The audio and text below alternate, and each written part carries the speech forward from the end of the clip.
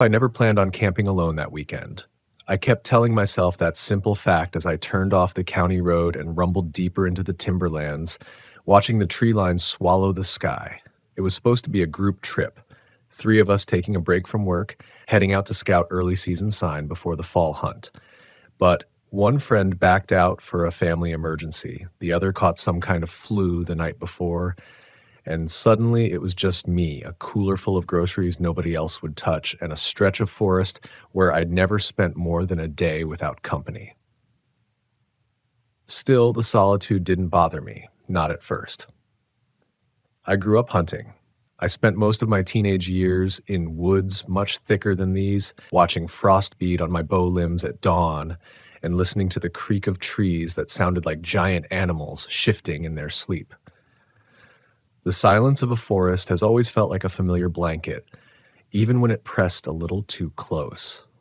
But that weekend, the one I keep replaying in my head, there was a different texture to the quiet, a density, as if the air itself didn't want to vibrate with sound, a heaviness that settled in my ear canals like pressure before a storm. I told myself I was imagining it, the way you do whenever you get out of the truck and realize you haven't spoken a word to another human being for miles. I drove another 20 minutes before pulling into a wide clearing shaped like someone had taken a bite out of the forest. The sky stretched overhead in a single pale sheet. The grass was soft and ankle-high from the spring rains, and a ring of charred stones sat off to one side where others had camped before. The place looked perfect. I killed the engine. The ticking metal of the truck cooling sounded unnaturally sharp. For a moment, I didn't move. Something about the distant tree line felt like it was leaning inward. Not physically, just a sensation, like the woods were paying attention. I shook it off. I had work to do. I spent the next hour setting up camp, pitching my tent, unloading the firewood I'd hauled in the bed of the truck, checking the surrounding area for flat ground and game trails. I placed my chair facing the tree line, more out of habit than anything else. The trail cam, though, that was the main tool for this trip. A buddy had given it to me the month before. Nothing fancy. Motion-activated infrared night mode, strapped to a tree with a thick black cinch strap. I'd used trail cams before, but never this one. He swore by it. Said it picked up clearer night footage than any brand he'd tried. Turned out he wasn't lying. It picked up more than anyone should ever see. At the time, I had no reason to doubt him. I took the trail cam from its case, checked the battery indicator, slid in a fresh SD card, and walked 100 yards from camp to a narrow gap between two oak trunks. The view from there looked straight toward my setup, perfect for checking what animals sniffed around at night. The woods behind it were thick, snarled with underbrush and deadfall. Animals liked edges, and I expected to catch curious deer, maybe a black bear or two. I strapped the camera tight, angled it just enough downward to frame the ground, and stepped back to check visibility. The afternoon light filtered through in pale yellow shards. Everything looked normal. Everything looked safe. I walked back to camp, started a fire as the sun dipped behind the ridge, and cooked a simple meal in my cast iron pan. The night came in heavy, draping over the clearing like a curtain.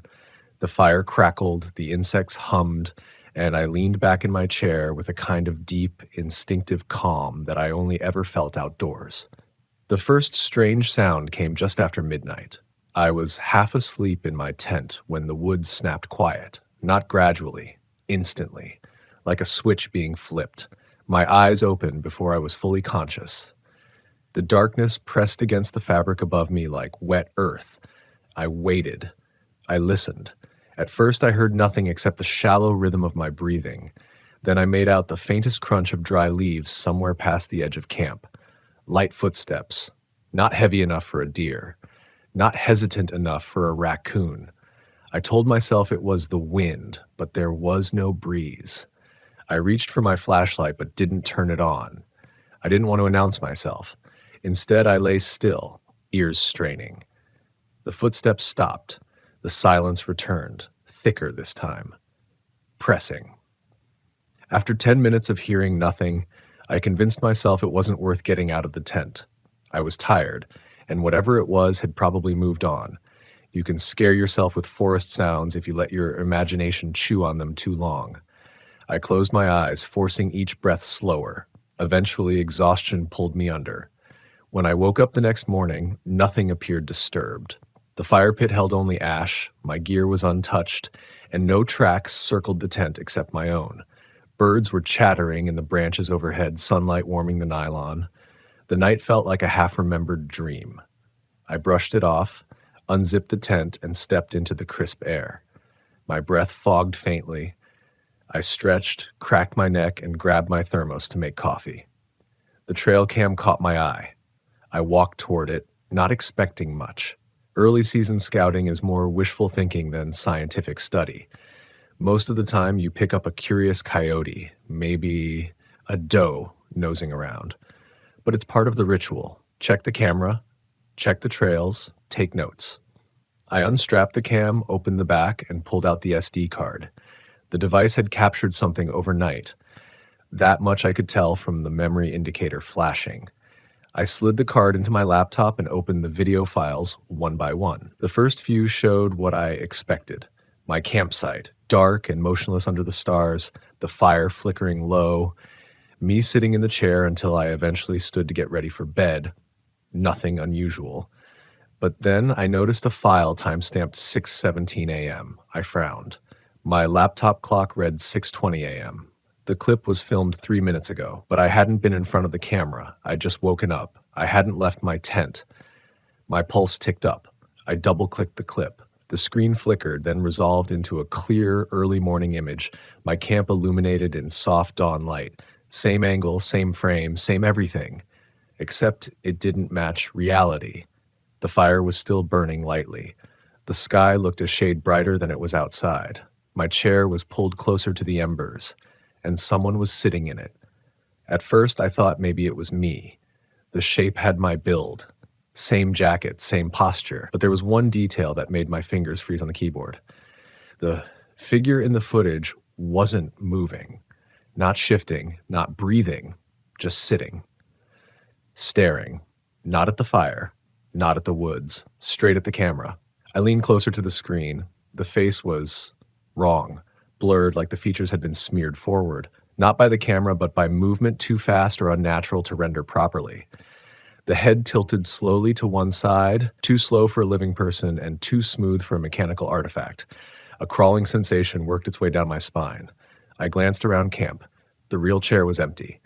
The fire was dead. The woods were quiet in their ordinary morning way. Birds chirping, leaves rustling with dew. Nothing strange, nothing hostile. But on the screen, the figure leaned forward, closer to the lens. And though the face was blurred, the mouth, if that was a mouth, seemed to move. My breath stuck. The audio crackled faintly. I turned up the volume, holding the laptop almost against my chest. Static. Then a single, soft exhale. It sounded like it came from just behind my ear. I whipped around. Nothing. Just the sigh of the wind moving through the branches. I turned back to the laptop, heart hammering. The figure in the footage was now rising from the chair, movements jerky and out of sequence, like a puppet being lifted by threads pulled in the wrong order. I watched, frozen, as it took one stiff step toward the camera. Before the video cut to black, I stared at the screen, waiting for it to resume. It didn't. The file ended there. I ejected the SD card with a trembling hand, as if holding it too long would somehow allow that thing to crawl out through the circuitry. I checked the timestamp again. 6:17 a.m., 3 minutes before I removed the camera from the tree.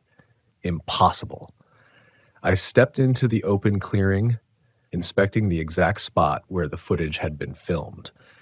The sun above the ridge had barely gained height. Everything matched the video's lighting, except for the details the camera shouldn't have been able to film yet. I checked the dirt around the chair. No footprints except mine. No signs of anyone approaching the camp. No disturbed soil, no scuffed grass, no broken twigs. Just silence. I backed away, pulse pounding through my ears. Something was wrong in this place. Something had filmed tomorrow. or something from tomorrow had already been here, and it was watching me. I didn't realize I was holding my breath until a sharp ache bloomed under my ribs. I let it out slowly, trying to regain control before my thoughts spiraled too far off the rails. A trail cam glitch could explain the blurred face. Maybe a corrupted timestamp could explain the early morning footage. SD cards malfunctioned all the time. There were rational explanations. There had to be. But the exhale I'd heard on the audio, that stayed with me. I closed the laptop, slid it back into its protective sleeve, and knelt beside the chair where the figure had been sitting in the video. The wood felt cold under my fingertips, dry, untouched. But the longer I stared at it, the clearer it became that something was off. The chair was angled slightly differently than I remembered leaving it last night, just a few degrees, but different. I straightened up quickly, my nerves tightening like a snare drum. There was no reason, none, that the chair should have moved. I'd packed heavy, thick-footed furniture meant for uneven forest floors.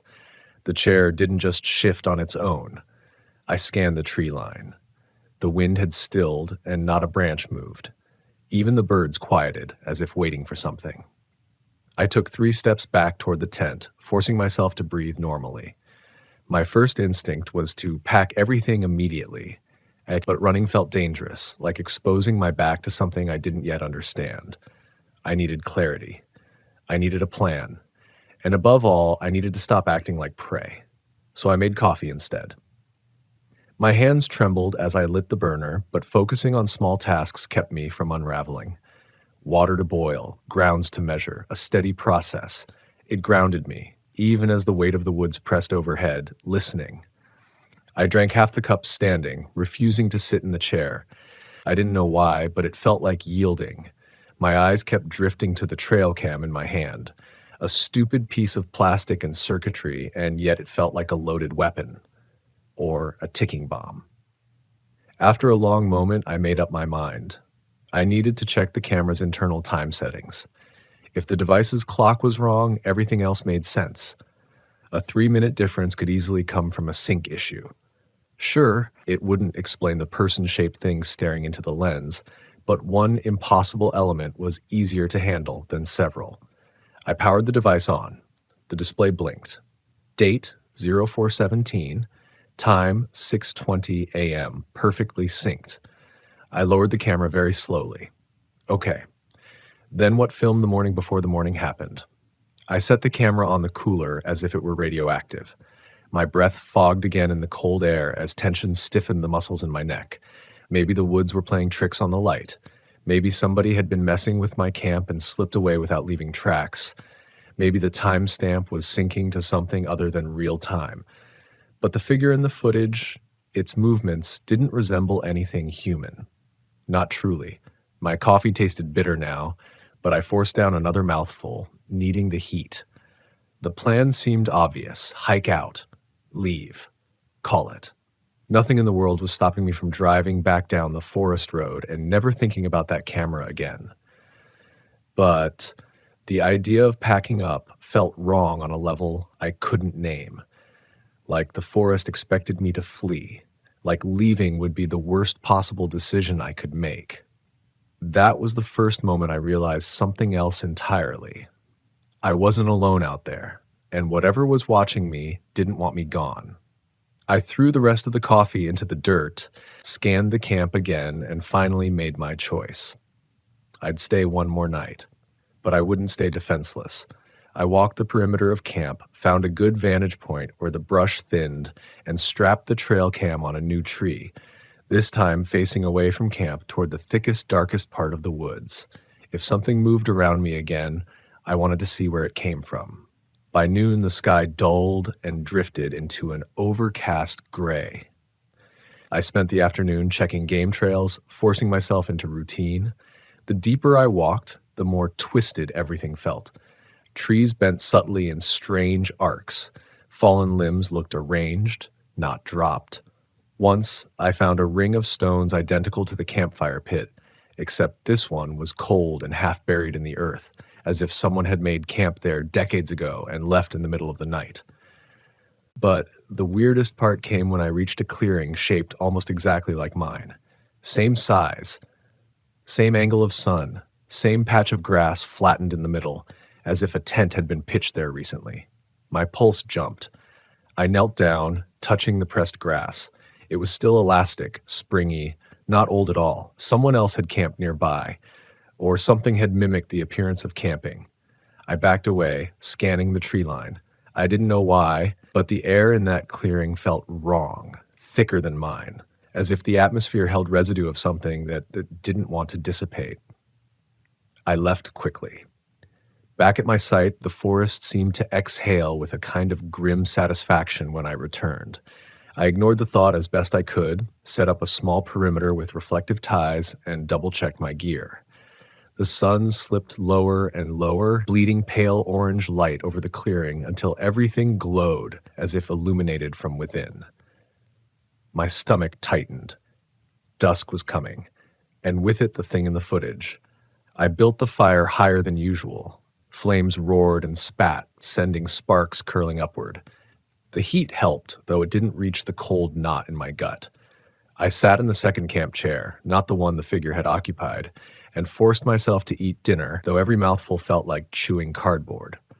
The woods grew quiet again, not as sudden as last night, more intentional, like the silence had weight and direction. I tried listening for normal sounds, crickets, branches cracking under deer hooves, wind slipping between needles, but heard only the fire's steady hiss. Night fell, a strip of shadow crawling over the ridge, growing larger, swallowing color, swallowing warmth. I poked at the fire. Something answered with a soft movement in the brush. I went still. The silence sharpened.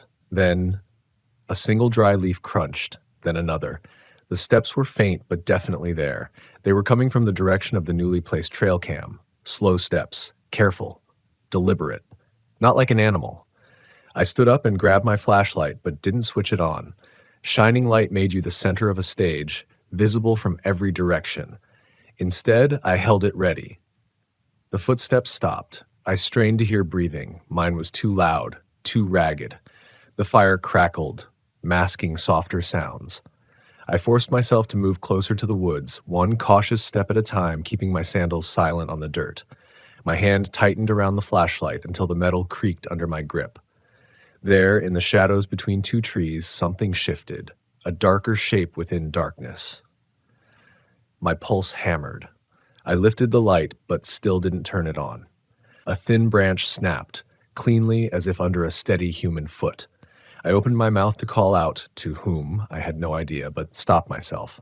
Whatever was out there already knew exactly where I was. Talking wouldn't change anything. My skin prickled. Something was watching me. Then, faintly, from the far side of camp, near the original trail cam's location, a whisper, a dry, breathy sound, too faint to be words, too close to be wind. I jerked around, scanning the clearing. The whisper came again, drifting through the grass like a small animal dragging something soft, a hush that crawled under the skin rather than traveling through the air. Then a soft exhale, not from the woods, not from behind me, directly beside my left ear. I spun, flashlight blazing on instinct. Nothing except trees and shadows that recoiled from the sudden brightness. My breath came in harsh bursts. My heart felt like it was trying to pound out of my throat. I backed toward the fire, light sweeping every direction. The warmth should have been comforting. Instead, it felt thin and temporary, like standing too close to a lantern in a cave full of eyes. I checked my phone. No service. Of course. I lowered the flashlight, staring at the darkness beyond the fire's reach. Something was out there. Something moving with intention, not instinct. Something that already knew my schedule, my campsite, my routines, and had decided tonight was the night to close the distance. The only comfort I had, the only control, was the knowledge that the second trail cam was recording every inch of that tree line. I sat back down, forcing myself to stay calm, forcing myself to pretend I wasn't a cornered animal. The minutes dragged like hours. The fire sank lower. The darkness pressed harder. My body ached with tension. Eventually, fatigue beat fear. I crawled into the tent, zipped it shut, and lay awake staring at the nylon ceiling until sleep dragged me under. It wasn't restful, and the dreams weren't mine. When I woke again, the air inside the tent felt too cold, cold as if someone had unzipped the door during the night and zipped it again. But the zipper was still clipped in place, untouched or perfectly resealed. My watch read 6:05 a.m. The clearing outside was dim but waking. I sat up slowly. Every muscle ached. My throat felt raw. My mouth tasted like metal. I unzipped the tent and stepped into the morning chill. At first, nothing seemed different. Then I looked toward the tree where I'd strapped the second trail cam. The camera wasn't there. The strap hung loose from the bark, severed cleanly. My breath caught.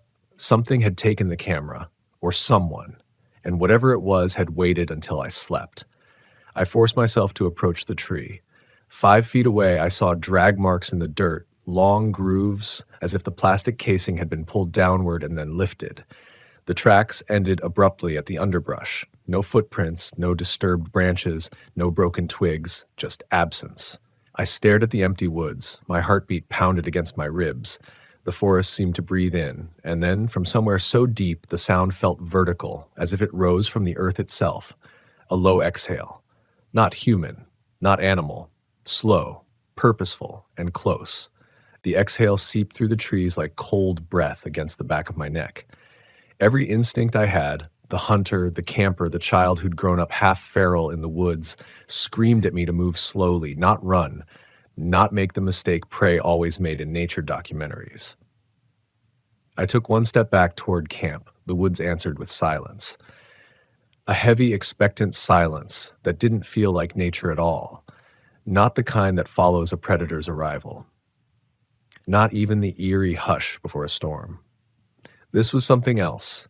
An emptiness that felt carved by intent, as if the forest was listening, as if the trees themselves were holding their breath. I swallowed hard, the sound loud in my ears. The missing camera meant one of two things. Either whatever was stalking me didn't want to be seen, or it wanted to control what I saw. Neither possibility felt survivable. I forced myself to turn, scanning the clearing, checking every corner of camp. Nothing looked disturbed except for the severed strap swaying from the tree. The fact that it swung, ever so slightly, made my stomach twist. There was no wind. Every hair on my arms rose. I grabbed my pack, stuffed the remaining gear inside with shaking hands, and forced myself to think. Leaving immediately might get me out safely, or I might walk straight into whatever was waiting. Staying another night felt suicidal. But so did turning my back to the tree line. I needed information. The only place to start was the remaining trail cam, the one that had filmed tomorrow. I set up a folding table beside my truck bed and opened the laptop, pulling out the SD card with numb fingers. My throat tightened as I slid the card in and pulled up the directory. There were 3 new video files. My pulse thudded. 3. All time-stamped between 2 a.m. and 4 a.m. I hadn't heard anything after I'd fallen asleep, unless the dreams weren't dreams. I clicked the first file. The video opened to a pitch-black scene, night vision active, everything tinted ghostly gray. My tent stood exactly where it should. The fire pit smoldered faintly. The camera's angle provided a clear view of the clearing. Nothing moved. I watched for about 20 seconds. Then something flickered at the edge of the frame. A tall shape. Motion blurred, as if the figure moved faster than the camera's shutter could process. It slid between trees with unnatural smoothness, then paused, facing the camp, facing me as I slept inside that thin nylon barrier. A weight pressed into my lungs. The figure stood just beyond the reach of the fire's faint glow, almost blending with the shadows. I couldn't make out a face, only height, taller than me by at least a foot, and posture. Shoulders slightly hunched, head canted to the left, the same way the figure had tilted in the morning footage. It lingered there, motionless. Then, without warning, it stepped forward. Closer. And the video glitched. Not a freeze, not pixelation, a distortion like someone dragging a fingertip through wet paint across the screen. The figure smeared forward, then snapped back, then appeared closer still with no transition frame. I felt my stomach turn. It wasn't moving naturally. It wasn't being recorded naturally. It was being captured in pieces, like glimpses of something slipping between frames. At the 10th second mark, the figure appeared standing right beside the camera, close enough that half its face, blurred and hollow, filled the frame. The audio recorded only a faint hiss. Then, a whisper, a shape more than a word, soft, slow, curled like a breath shaped into sound. It wasn't language, and somehow that made it worse. The figure leaned in, its head distorted, not from glitching, but from bending, as if something inside the outline of a person was stretching the skin, pressing outward. The blur resolved into what looked almost like a mouth, or the memory of a mouth, opening wider than bone should allow. The video ended abruptly. I didn't move for a long moment, didn't breathe. I clicked the second file. Static greeted me at first, then the clearing appeared again in night vision. This time, the fire was nearly dead, a faint ember glow. My tent was dark, no movement, until the camera shifted, tilted, just slightly, just enough to change perspective, as if something had touched it. The strap at the top pulled taut for a split second, then loosened, then pulled again. The camera tilted harder, framing more of the canopy overhead, but nothing moved in the branches. Nothing alive, anyway. I checked the timestamp progression. 4 minutes passed as the camera remained angled up, showing nothing but treetops. Then it jerked violently sideways, as if yanked. The strap must have torn then. The final image before the camera dropped was a blur of branches and a sliver of the tent. Then, impact. The night vision went wild, showing close-up dirt and pine needles. For 6 seconds, the only sound was static. Then something stepped into view. A foot, bare. Long, skin pulled tight over bones too angular to be human. Toes that tapered into slight points. The foot hovered just at the edge of the lens, unmoving. Then the figure crouched, slowly, and lowered its face toward the camera, close enough for the lens to warp around its outline. The blur of its features resolved for one horrifying instant. A stretched shape. A face pulled long as though someone had grabbed the jaw and dragged it downward like warm clay. Eye sockets too deep to reflect light. Something moving beneath the skin like fluid trapped under a plastic sheet. It stared directly into the lens. It knew it was being seen. The video cut. I sat frozen, nails digging into my palms. The third file waited. I didn't want to open it. I absolutely did not want to open it. I clicked anyway. The screen went black. No night vision, no infrared, just darkness. Then, footsteps, slow, measured. Directly beside the camera's built-in mic, crunch of leaves, a slow inhale, a faint shift of weight. I leaned in unintentionally. Between gasps of air I didn't know I was taking, I heard something else. A voice. Not whispered, not faint. Clear, soft, and not my own. It said my name. Not in a whisper, not distorted. Perfectly. The voice came from no more than inches away from the microphone. I slammed the laptop closed so hard the hinge popped halfway. A sound slipped out of my throat, something between a gasp and a sob. I shoved away from the table and staggered backward until my legs hit the cooler. My breathing came ragged and desperate, fogging the air. Something out there knew my name, and it had been right next to the camera as it spoke. I turned in a frantic circle, scanning the woods. The tree line felt closer now, thicker, as if the forest had crept inward during the night. I grabbed my rifle from the truck and chambered around, the mechanism clacking too loud in the dead morning air. Sweat beaded on my temples. I wiped it roughly with the back of my hand. I had two choices, run or fortify the camp. But the second trail cam had been taken as easily as plucking a leaf off a branch. Whatever was out there didn't fear my setup, didn't fear fire, didn't fear me. The only leverage I had was the first camera, the one that filmed tomorrow. The one still strapped to the tree on the opposite side of camp. I couldn't bring myself to look at it yet. Instead, I focused on survival. I packed everything except essentials into the truck, made sure the keys were accessible, then forced myself to eat something to keep my strength up. Every sound in the forest felt too sharp, every shadow too deep. By noon, I decided I couldn't leave today. Not with whatever was out there watching. Better to move in daylight tomorrow, when I'd slept, when I could plan, when I wasn't shaking like a trapped animal. Yeah, that sounded rational. Lie to yourself until the lies feel like logic. I built a fire early and fed it nonstop, keeping the smoke thick. Around 2 p.m., something unusual happened. Birds returned, a few at first, then more. Their chirping rang through the clearing, light and bright, as if the forest had decided to put on a show of normalcy. The sudden shift in atmosphere made my skin crawl worse than the silence. Something pretending to be normal was worse than open threat. A rustle to my right made me spin, rifle raised. A squirrel burst out of the brush. I exhaled shakily, lowering the muzzle. Every sound twanged my nerves like a snapped wire. I forced myself to sit, forced myself to breathe. The sun dipped inch by inch. Toward evening, something else changed. The original trail cam, the one still strapped to the far oak, blinked once, a tiny LED, barely visible. Trail cams don't blink unless they're syncing or triggered, but I wasn't in front of it. Nothing moved in that direction, nothing I could see. Yet the blink came again. Then again, 3 times in total. I stood slowly, rifle in hand, trying not to make a sound. The blinking stopped. My mouth went dry. Then my watch buzzed softly, a calendar alert I'd forgotten to disable. I jumped at the vibration. When I looked back at the camera, a new video file icon flashed across the screen. Impossible. I wasn't close enough for it to record me, and nothing else had moved. Something had walked between me and the lens without disturbing the air, without disturbing the brush, without disturbing the world. My hands shook as I approached. The LED blinked a single time.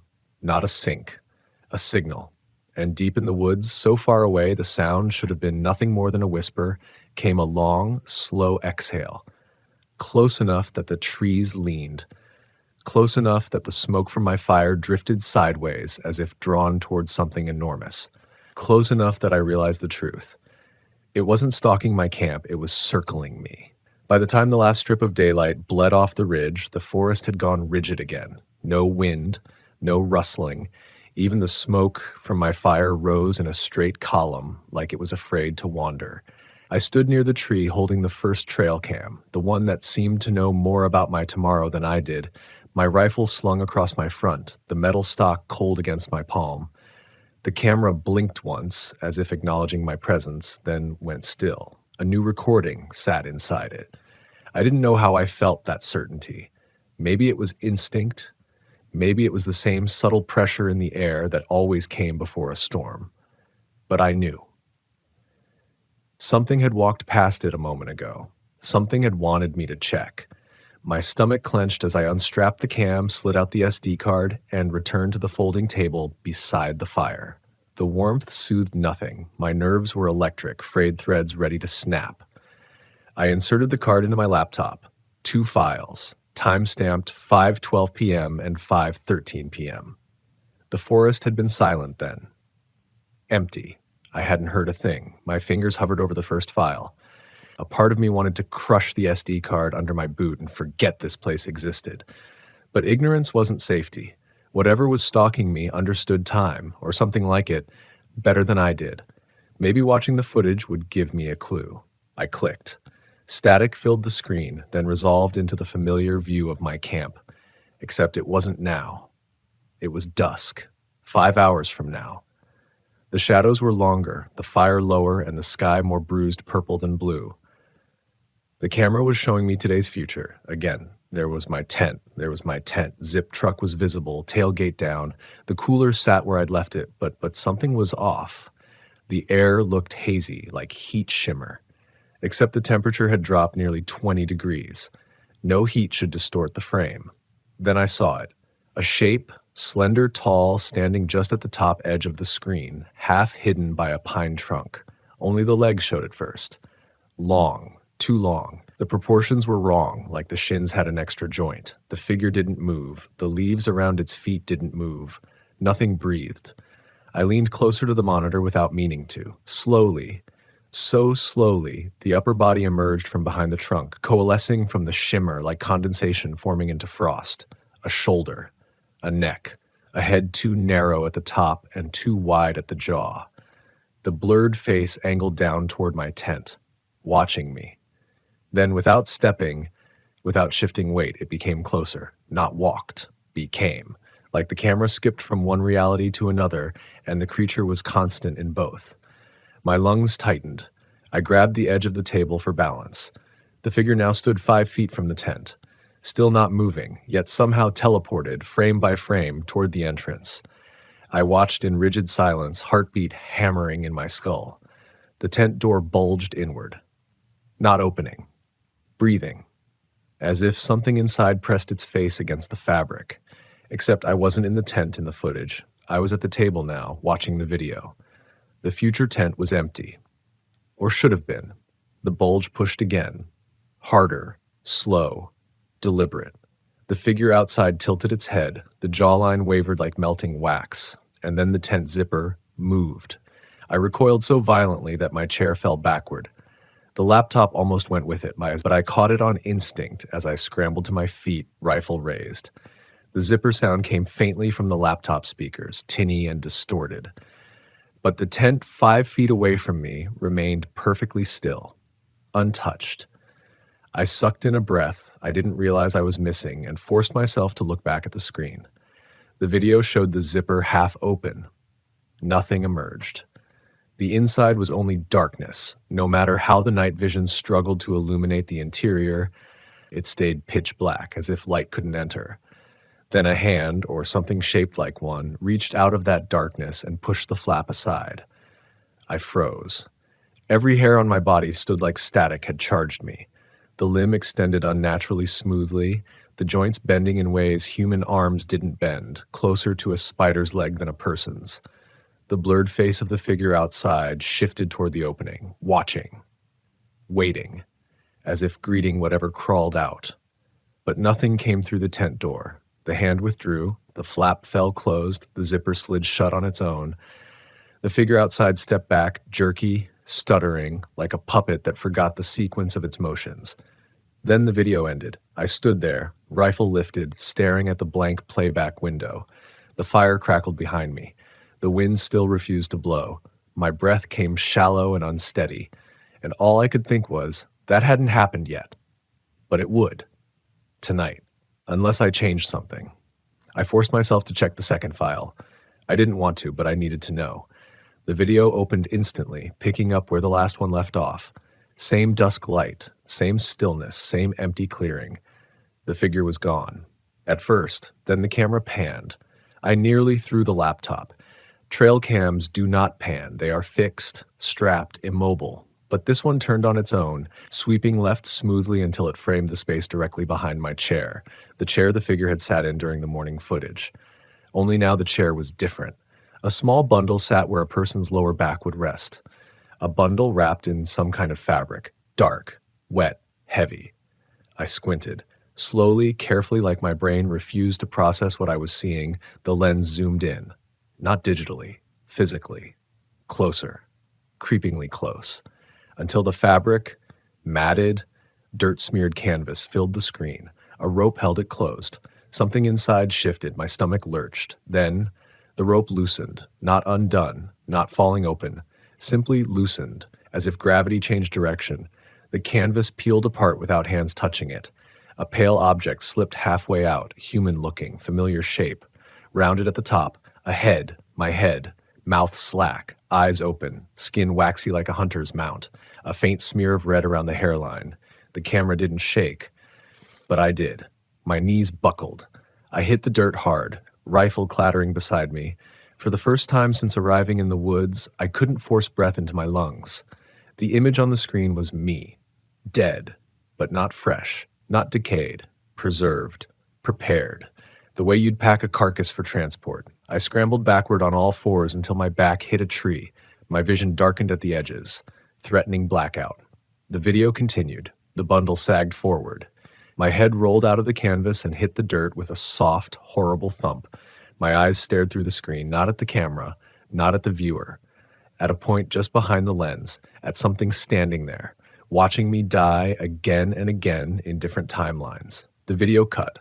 The world tilted. The fire seemed too bright. The shadows too tall. The trees too close. I forced myself to stand on shaking legs. My ears rang. My heart hammered. My breathing rasped in shallow, panicked bursts. I stumbled to the tent and kicked it flat, poles snapping, nylon collapsing, as if destroying it might change the future I'd seen. It didn't help. Nothing helped. Whatever the thing in the woods was, it existed outside the boundaries I understood. It saw my tomorrow. It manipulated my reality. It rearranged moments like they were objects it could place in front of me. It wasn't hunting me the way a predator hunts prey. It was arranging me, preparing me, studying how the pieces fit. And then a sound cut through my spiraling thoughts, soft, right behind me, a slow, deliberate exhale. I spun, rifle raised, and froze. Something stood just beyond the fire's edge, tall, still, head tilted, blurring at the edges as if half-formed. Its chest expanded with another inhale. Then, in my own voice, perfect and calm, it said, "Don't run yet." I didn't move. The forest held its breath. The fire cracked softly. The creature leaned forward, as if inhaling my fear like scent on the wind. For a moment, I couldn't move. My brain refused to process what I had just heard. My own voice, my exact tone, my exact cadence, spoken from a shape that wasn't human. A shape half glimpsed, half smeared at the edges. Something I couldn't focus on no matter how hard I tried. The creature didn't take a step, didn't shift, didn't breathe, except for that slow, deliberate motion that lifted its chest like something imitating lungs. The fire crackled faintly. A log collapsed inward. The sparks shot up but stopped unnaturally short of the night sky, as if the air itself resisted letting light rise too far. I tightened my grip on the rifle. The creature echoed me again. My voice, deeper now, stretched slightly. "Don't run yet." The words vibrated under my skin, like they weren't meant to be spoken, but extracted. My legs twitched, instinct screaming for me to bolt for the truck. But the smarter part of me, the part that had survived flash floods, close encounters with bears, night navigation screw-ups in mountain ranges, knew that sudden movement would shatter whatever thin barrier of safety existed between me and that thing. So I forced stillness, forced breath, forced control. Its head tilted a few degrees farther than a human neck should turn. The blurred shape of its jaw elongated as if stretching, reforming. I couldn't see eyes, but I felt eyes. Felt them like heat on skin, like pressure behind my ribs. My voice came out hoarse when I finally spoke. "What do you want?" The creature froze. No, not froze, it listened. A full-body stillness so absolute the forest seemed to lean in toward it. When it replied, it didn't use my voice. It used something closer to an exhale sculpted into words, soft and wrong, to see tomorrow. My mouth dried instantly. It shifted again, barely visible. A ripple through its outline, a glitch where its shoulder should be. It didn't step forward, it repositioned, suddenly closer by a foot. No sound, no movement in the brush. The fire hissed, shrinking back from it. To see your tomorrow as it becomes mine. Its blurred chest expanded again. Another inhalation. Another slow, deliberate exhale that brushed past my ear as though it stood inches from me. Then it lifted one long, impossibly thin arm. It pointed, if you could call that boneless gesture pointing, toward the trail cam strapped to the tree. The same camera that had recorded footage of possibilities, of futures, of things that hadn't happened yet. "You look," it whispered. "You make path." The thing's body rippled again, as though something inside it pressed against the outline. Like it was wearing skin for the first time and the shape didn't quite fit. "You see tomorrow," it continued, "so I can follow it." My throat closed. The fire sputtered. The forest trembled around us. It was using the camera recordings, the glimpses of the future, as a map. My map. That's why the footage changed each time. Why events in the recordings unfolded differently depending on where I stood or what I touched. I wasn't just being stalked. I was shaping the route. I was deciding the timeline. Good or bad, alive or dead, and the thing was simply following the paths I revealed. I backed away, slow, controlled. My heel brushed a rock. The rifle trembled in my hands. "I didn't choose anything," I whispered. The creature gave a slow, shuddering wobble, like a vibration of amusement. "You already did." The fire guttered as if sucked inward. The thing's head lifted sharply, as though alerted to a sound only it could hear. Then its blurred form seemed to split, a second outline detaching from the first, like a shadow stepping out of sync. Both outlines shivered, recombined, merged, then vanished. Not faded, not ran, just gone. The forest remained dead still. My lungs seized until I forced a breath in. My entire body trembled with adrenaline, dread, and cold. I didn't dare move for a full minute. Then instinct took over. I stumbled backward toward the truck, hand clawing for the door handle. My breath fogged white in the air, even though the temperature hadn't dropped that sharply. I got inside, slammed the lock switch down, and shoved the key into the ignition. The truck didn't start, not even a click. The dashboard lights glowed softly, but the engine didn't turn over. My hands shook as I tried again, and again. Nothing. The electrical system was alive, battery strong, but the starter wasn't engaging, like something had severed the connection inside the engine, or rewound time for the truck back to a moment before those parts existed. I slapped the steering wheel with a trembling palm, breath hitching too hard. The forest outside the windshield looked wrong, not darker, not lighter, just bent, a slight warp in the tree line, as if I was seeing two versions of the world overlaid for a split second, the now and the soon-to-be, a double exposure of timelines. The firelight flickered oddly at the edge of the mirror, too slow, too thick.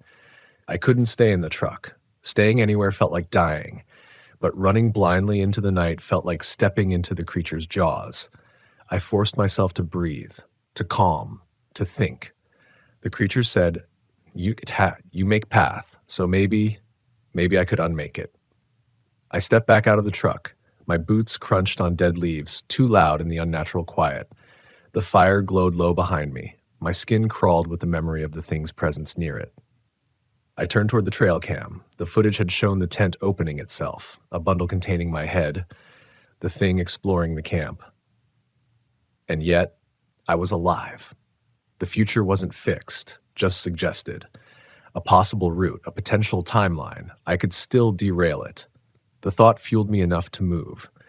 The trail cam still hung from the oak, lens glinting faintly in the firelight.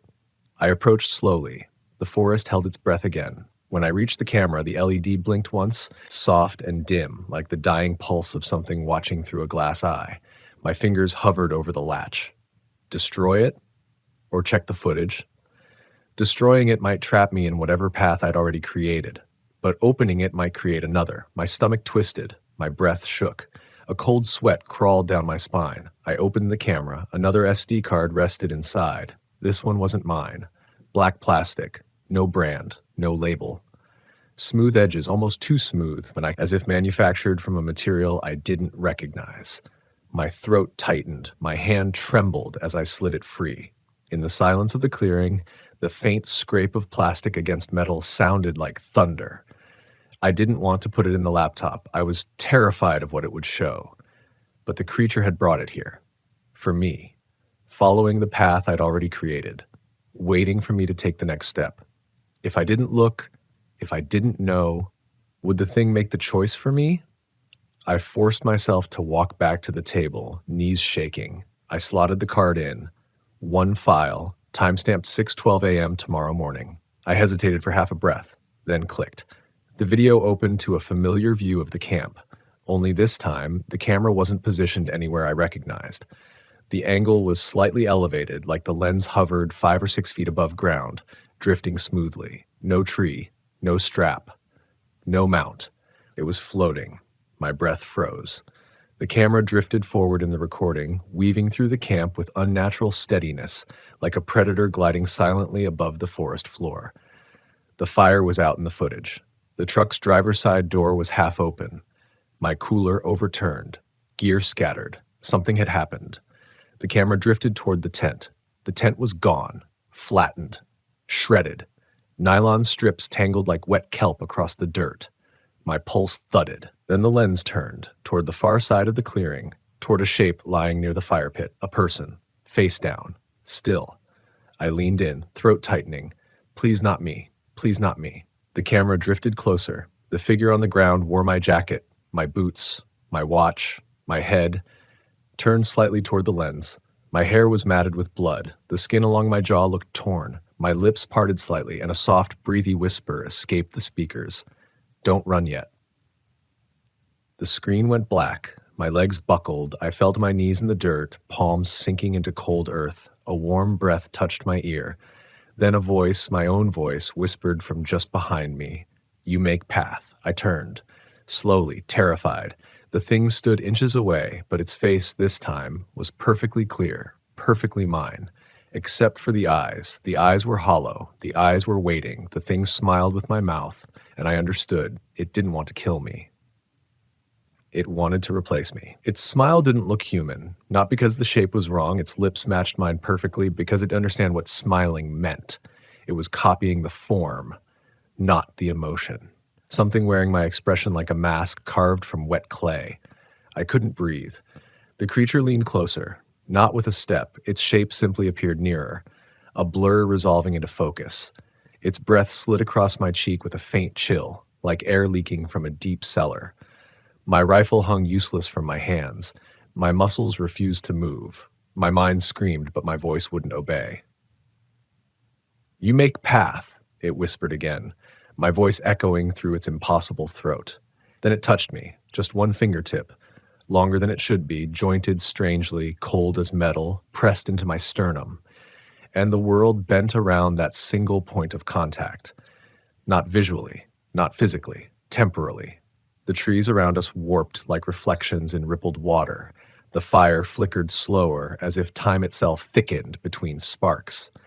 The night hummed with a low, resonant vibration that settled deep into my ribs. Images flashed in rapid succession at the edges of my vision. Me loading gear into my truck, me hiking out of the woods with frantic steps, me lying face down in the mud with the back of my skull crushed in. Me waking up in my house tomorrow morning, staring blankly into a mirror whose reflection moved half a second too late. Me sitting in the destroyed camp, talking calmly to something crouched beside me. Me smiling, a smile too wide, too smooth, too controlled. All versions of me, all possible. The creature tilted its head. The world snapped back into clarity. It withdrew its finger. "You show," it murmured. "Which one?" I staggered backward, stumbling over a half-buried stone. The rifle clattered from my hands. I scrambled away on elbows and knees until I could pull myself to my feet again. "No," I choked out. "No, this isn't my choice. I didn't ask for this. I didn't." "You looked," it whispered. A shudder passed through its outline, distorting it like static through a broken signal. "You chose, not with hands, with eyes." It pointed one elongated finger toward the laptop on the table, the screen still black from the video of my body lying in the dirt. "The moment you see tomorrow," it said softly, "tomorrow sees you." My throat closed. It stepped closer, and with each shift of its body, the world around us changed. Not drastically, just flickers. My truck door opened. Closed. Open again.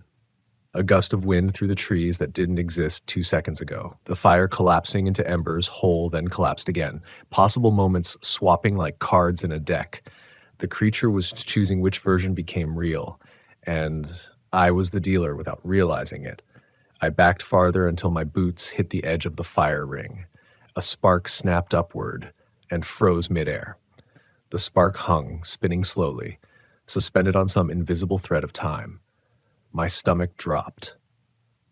The creature raised its blurred face toward the sky. Its voice came out layered, as if several versions of it spoke at once. "Now we finish." The fire roared back to life, towering high, bright as a flare. The heat slammed into my face.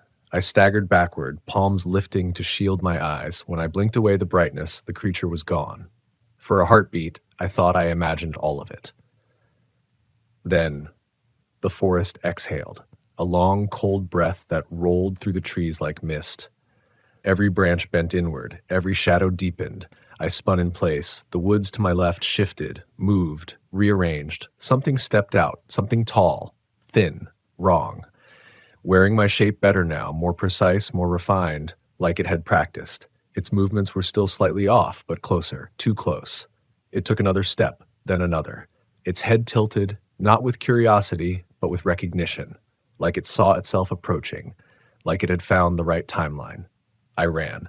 I bolted across the clearing so fast my feet barely touched the ground. My breath tore from my lungs in sharp, desperate gasps. Branches lashed my arms as I plunged toward the road that led out of the forest. Behind me I heard nothing. No footsteps. No snapping twigs. No movement. But the silence itself chased me. Thick, consuming, predatory. I reached the truck, threw the door open, and dove inside. The engine wouldn't start before. But now, it roared to life the second I turned the key. My heart slammed against my ribs. The forest wanted me to run now.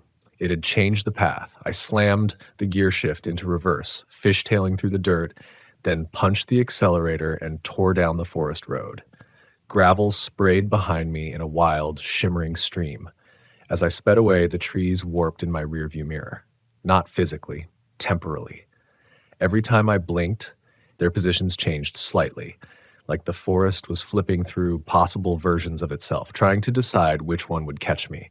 I kept driving, miles blurred. The road unwound beneath me, the forest chased silently. A mile from the paved highway, the truck lights flickered. Once. Twice. I gripped the wheel so hard my knuckles whitened. Not now.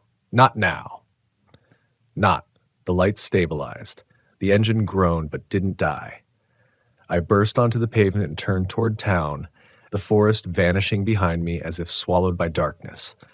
Only when I saw the first streetlight did my breathing slow. Only when I reached my driveway hours later did the adrenaline break.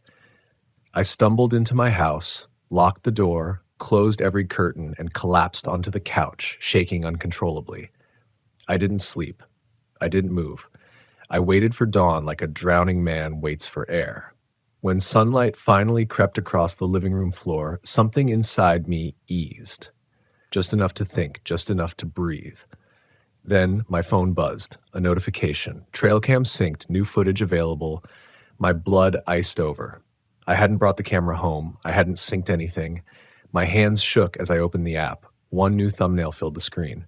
Timestamp today, 6:12 a.m. I hadn't left the couch. I hadn't left the house. I tapped the thumbnail. The video opened. My living room appeared.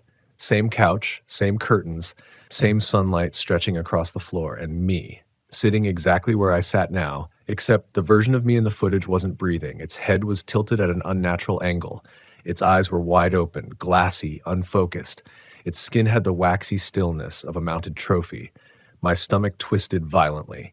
In the video, something moved behind my couch. A blurred shape. Tall. Now wearing me perfectly.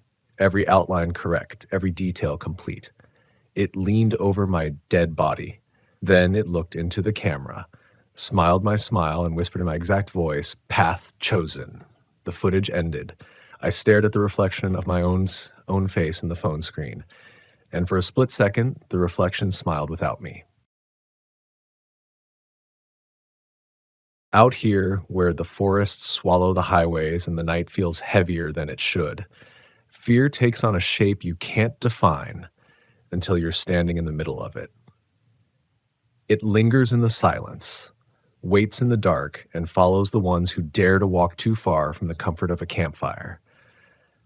I didn't understand that truth until the night the fog rolled down the ridge like a living thing and the lanterns appeared. Soft, orange, drifting between the trees like sleepy fireflies.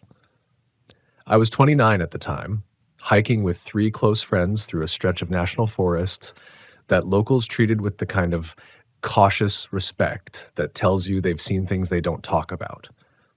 I grew up near enough to those woods to hear the old stories, but not close enough to believe any of them, at least not until that night. We were out on a multi-day trek, the kind you plan to clear your mind and test your limits, the kind that strips you down to whatever you really are underneath. I had taken the lead on planning the route, believing that my careful research and cautious nature would be enough to keep all of us safe. That belief didn't survive the fog. The day we entered the valley, the air felt strange, thick and unmoving, like everything in the forest was holding its breath. Locals at a gas station told us the ridge trail was safe enough if we stayed on the marked path, but they said it with that half-squint, half-smile expression that suggested they knew something we didn't. They didn't try to stop us, though. Nobody ever does. They just said, "Don't wander past sundown if the mist settles early." At the time, it sounded like the usual backwoods superstition, the type spoken by people who've spent too many years staring into an endless tree line. But as the light drained from the valley floor that evening and the fog crept in, all slow, deliberate, silent, I realized their warnings weren't meant to scare us. They were meant to prepare us for something they didn't know how to explain out loud. We set camp just off a small clearing, the kind shaped by decades of hikers pitching tents in the same patch of grass. By the time the fog thickened, our headlamps were little more than dull halos barely cutting through the air. The temperature dropped in a way that didn't feel normal. It wasn't gradual, wasn't natural. It fell like a curtain. One moment warm, the next chilled enough to make our breath plume in front of us. And then we saw the first of the lights. They were faint, maybe 100 yards out, drifting between the pines with a slow, almost cautious rhythm. Little orange glows, no larger than the flame of an old lantern, moving in pairs and clusters. I remember saying it must be other hikers, maybe a group night trekking back toward the trailhead. But the others didn't answer. They were too busy watching how the lights didn't brighten or dim as they moved, how they stayed perfectly suspended, unnervingly steady, like they weren't affected by branches or wind or distance at all. At first, the lights were far enough away to dismiss with logic. Maybe they were reflections or fireflies or distant campsites glowing through the fog. That's what I told myself as I tightened my bootlaces and warmed my hands by the fire. But deep down, I knew none of those explanations made sense. These weren't flickers. They weren't bouncing or shimmering. They were drifting with intention, floating, searching, or maybe waiting. The silence around us grew thicker, too. Not quiet in the way forests normally are at night, but empty, as though the birds and insects had decided to hold their voices until whatever was moving through the fog finished whatever it was doing. As we watched, the lights began to shift. They came closer, not in a sudden rush, not in a threatening charge, but in that same steady, glide-like movement. Within minutes, they were little more than 50 yards away, so clear that I could see the fog swirling around each one in slow patterns, the way heat spirals above asphalt on a summer day. My friend Mark whispered that maybe we should call out, ask if someone was lost or hurt.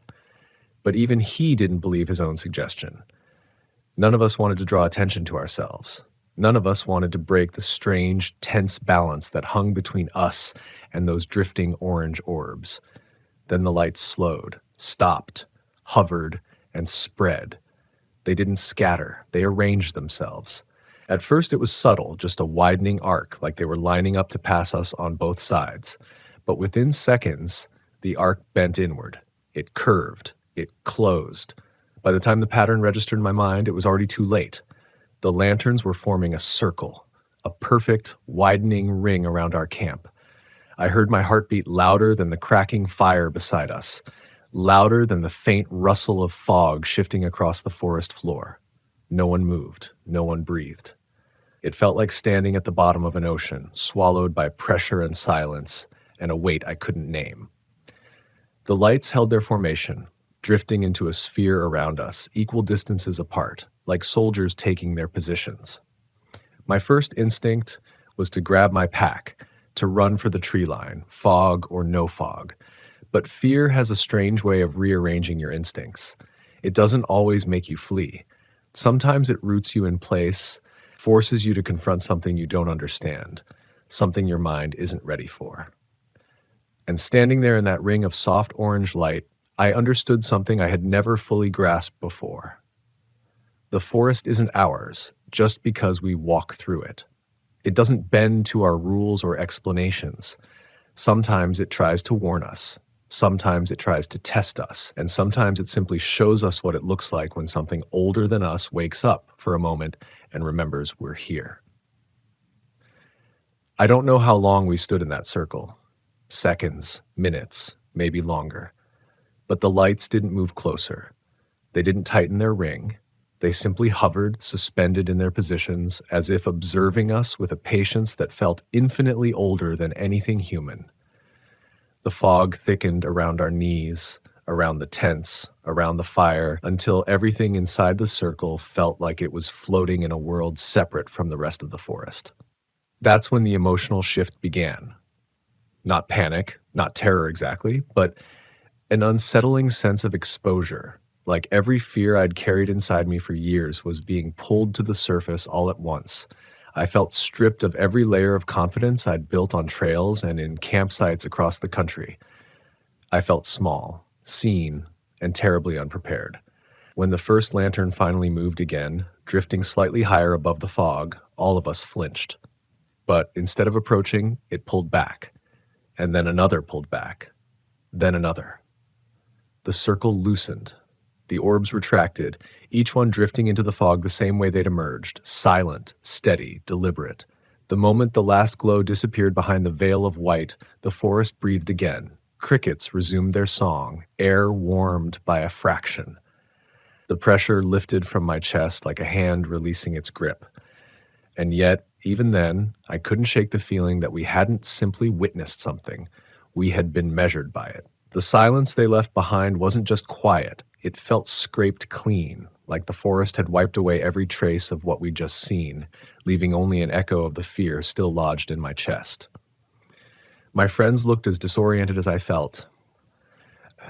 Mark kept rubbing his hands together, muttering that we'd imagined it as strange things to the mind.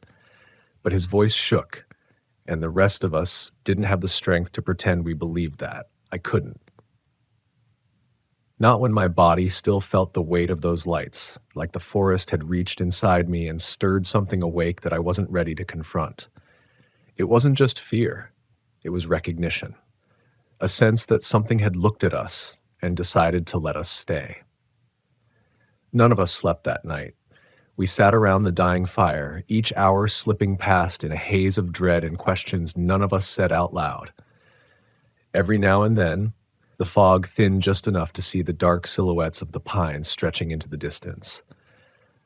But each time I stared into that depthless black, I couldn't help searching for the faintest glow returning between the trunks.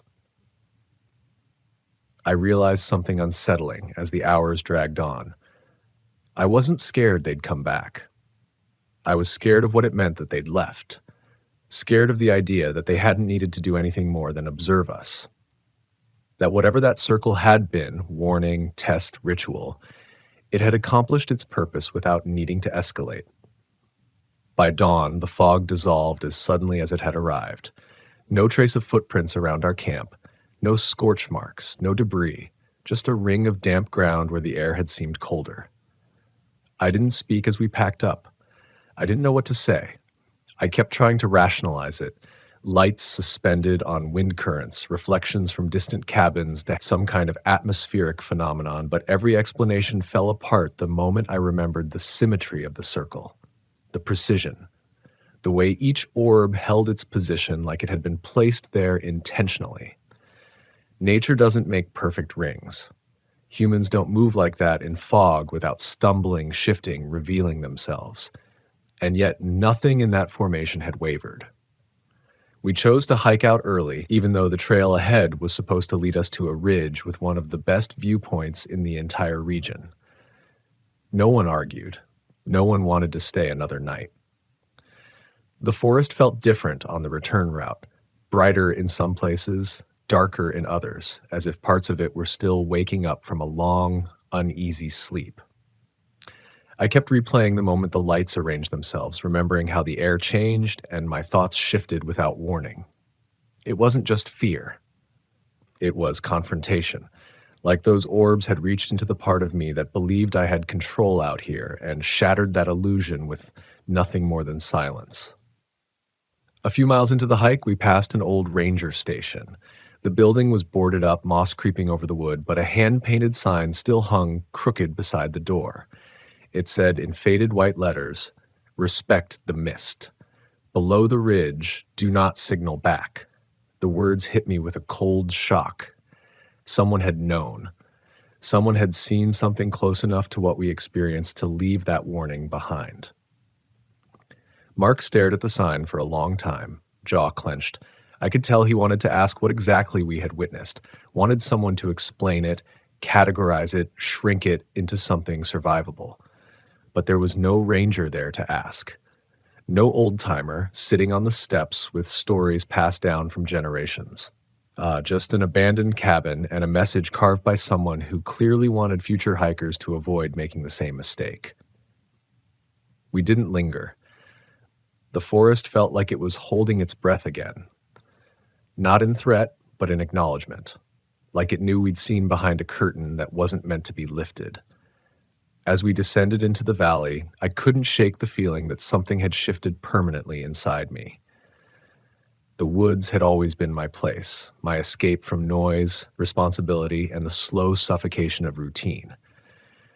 But now, they felt like something more complicated. Not an enemy, not a sanctuary, but a mirror. The kind that reflects everything you try to keep buried. The kind that forces you to ask yourself why you walk into the deep unknown in the first place. By midday, the sky brightened, and the trail led us through thicker underbrush where the sunlight broke into scattered beams across the forest floor. The normal sounds of nature returned in full, birds calling across the canopy, the distant crack of a branch from a deer moving through. It should have been comforting. But every sound felt sharper, more intentional, like the forest wanted us to know it was awake now, watching us leave. I realized something important during that final stretch. I hadn't brought us out there just for adventure or solitude. I'd brought us there because I thought the woods owed me peace whenever I needed it. I thought preparation and caution would shield me from anything that didn't fit the world I understood. But the truth is simpler, heavier. The forest doesn't owe us anything.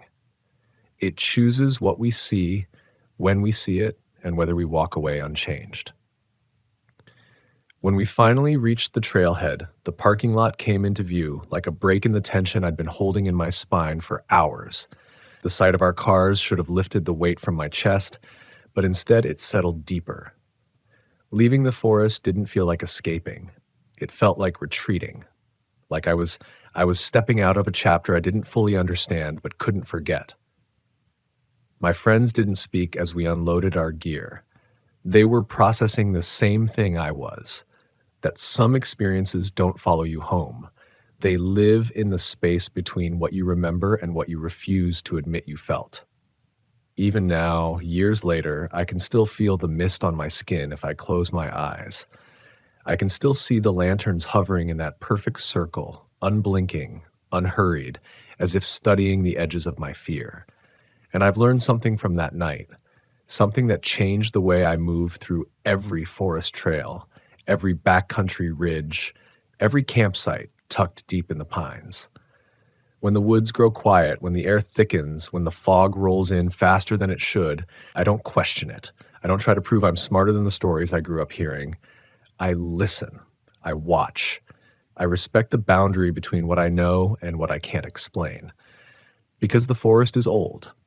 Older than our maps, older than our warnings, older than our need to understand everything we encounter. And sometimes if you wander deep enough, it shows you just how small you really are in the grand shape of its silence. Sometimes I think the real fear didn't come from the lanterns themselves, but from the way they revealed who I was under the surface, how quickly confidence can crumble when something steps outside the boundaries of your understanding. That realization followed me long after we drove away. And in the weeks that came after, I found myself replaying the smallest details of that night. The way the fog pooled around our boots like a rising tide. The exact spacing of the lights in their circle. The weight in the air, heavy and deliberate, as if the forest was holding its breath with us. These memories returned not as nightmares, but as questions. Quiet, persistent, unsettling questions that never quite faded. What had we seen? Why had it formed a circle? And why did the fear feel strangely personal, like it was meant for each of us individually? For months, I avoided the woods altogether, like telling myself I needed time to process, to reset. But avoidance has a way of stirring its own kind of fear. Before long, I realized I was letting that night claim more space in my life than it deserved. The woods had taken something from me: trust, control, a sense of belonging. And if I wanted it back, I had to face the place where I lost it. So one evening, after debating with myself for hours, I packed my gear, filled my water bottles, and drove toward the only trailhead I felt brave enough to approach again. It wasn't the same forest, not the same valley filled with mist and drifting lights, but it was close enough that my heartbeat quickened as soon as I pulled into the gravel lot. Close enough that the memory of that circle hung over me like a quiet warning. Walking alone into that forest felt like stepping into a conversation I'd left unfinished. The air was warm, the trail sunlit and familiar, but every rustle of leaves, every shift of shadow felt loaded with meaning. I wasn't looking for lanterns. Part of me hoped I'd never see anything like that again, but I was searching for something else. Clarity, maybe. Closure. Or just proof that the woods weren't waiting to swallow me at the first sign of vulnerability. With each mile, my steps grew steadier, my breathing easier. The trees didn't feel hostile, the air didn't feel heavy. Nothing in the forest felt unnatural. And for the first time since that night, I felt a quiet sense of peace threading its way back into my chest. But the woods have a certain language, one that doesn't rely on lanterns or circles or anything supernatural. Sometimes its messages come in subtler ways, keeping the trail silent for just a second too long, shifting the wind when you least expect it, nudging you toward a ridge where the world stretches out in ways that remind you how small your fears really are. That evening, as the sun dipped behind the distant mountains, I reached a clearing overlooking a valley washed in gold. The trees below moved like a slow tide, their branches swaying gently in the fading light. And standing there, I felt something I hadn't felt since the fog closed around us. Honesty. A moment of absolute clarity that made me realize the woods weren't trying to punish me or scare me away. They were trying to show me something I'd been too busy, too stubborn, too self-assured to see. Fear isn't the enemy. Misunderstanding is.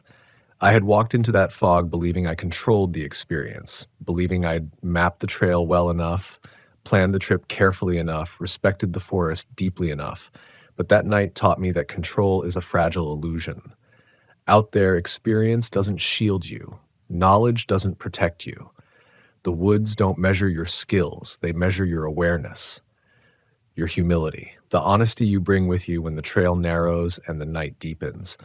And in some strange, impossible way, those lanterns had forced me to confront that truth. Standing in that new clearing, miles away from the valley that changed me, I finally understood the lesson I'd spent so long avoiding. The circle wasn't just a warning, it wasn't just a boundary or a test. It was a reminder. A stark, unignorable reminder that fear is not a signal to retreat. It's a signal to pay attention, to step away from the noise of your own certainty and listen to the deeper rhythm of the world around you, to see what you've been too distracted or too proud to notice. As dusk settled over the forest, I took a slow breath and felt the tension melt from my shoulders. For the first time since that night, I felt grateful. Not because I had answers. I didn't. I probably never will. But because the experience had carved something into me that I didn't know I needed. A genuine respect for the unknown. A respect deep enough to silence the part of me that always demanded explanations. Deep enough to remind me that some mysteries don't need to be solved to be meaningful. I stayed in that clearing until the stars began to emerge. First one, then another. Then dozens scattered across the sky, like sparks drifting upward instead of down. When I finally turned back toward the trailhead, the forest felt different under my feet. Not lighter or safer, but familiar again. Honest again. Like it had let me step back inside its boundaries with a clearer understanding of what it offered and what it demanded. And as I walked, I realized something else. The fear I had carried for so long had softened. It hadn't vanished, but it had changed shape. It felt less like an anchor and more like a compass, something that could guide me instead of trap me, Something that told me when to slow down, when to pay attention, when to trust the instincts I'd been too willing to ignore. That night in the fog had taken something from me, but it had also given something back. A lesson carved from silence and light, and the trembling line between understanding and surrender. By the time I stepped out of the forest and into the open air of the parking lot, the sky was fully dark and the world felt wide again. I looked back at the tree line one last time, expecting some final sign, some parting message. But the woods gave me nothing. Not a whisper, not a flicker of movement, not the faintest glow of orange drifting through the branches. And somehow that silence felt like the most honest answer of all. I stood there for a moment longer, letting the night settle around me, feeling the weight of the forest's silence press gently, almost reassuringly against my chest. It wasn't the suffocating silence of that fog-drenched night. It wasn't expectant or watchful. It was simply the quiet you earn when you finally stop trying to bend the world to your understanding. The quiet that comes when you accept that some stories are meant to live without conclusions. And as the cool air brushed against my skin, I realized I wasn't the same person who'd stood frozen inside that circle of lanterns, searching for logic in a place that had no use for it. I was slower now, more deliberate, more honest about what fear really meant. On the drive home, the darkness seemed softer than it had in months.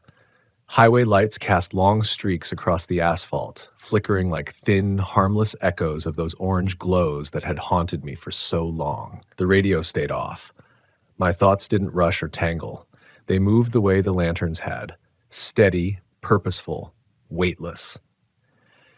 I kept replaying the moment the circle loosened, remembering the strange sense of mercy in the way those lights had drifted back into the fog. It hadn't felt like escape. It had felt like permission. A silent acknowledgement that we'd been allowed to walk away, to carry the memory without being destroyed by it. In the months that followed, something unexpected happened.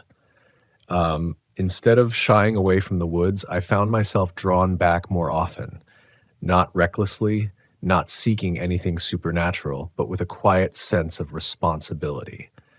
I started hiking again, slowly at first, then with the same rhythm I once had before the fog.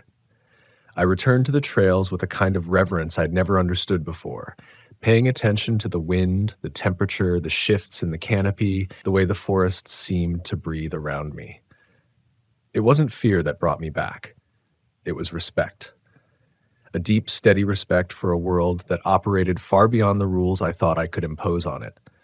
Sometimes on those hikes, I would stop and close my eyes, just long enough to listen, really listen to everything moving around me. The rustle of leaves, the distant chatter of birds, the creak of old branches swaying overhead. These were sounds I'd heard 1,000 times before, but now they felt layered with meaning. I realized that the woods had always been speaking. I'd just never been quiet enough to hear it. And with that realization came something else, a feeling that the lanterns weren't meant to scare us. They were meant to slow us down, to strip away our assumptions, to remind us that survival isn't about confidence, it's about awareness. The more time I spent back on the trails, the more I understood how that night had shaped me. Before the fog, I used to walk with my mind elsewhere, thinking about work, about the next trip, about responsibilities waiting back home.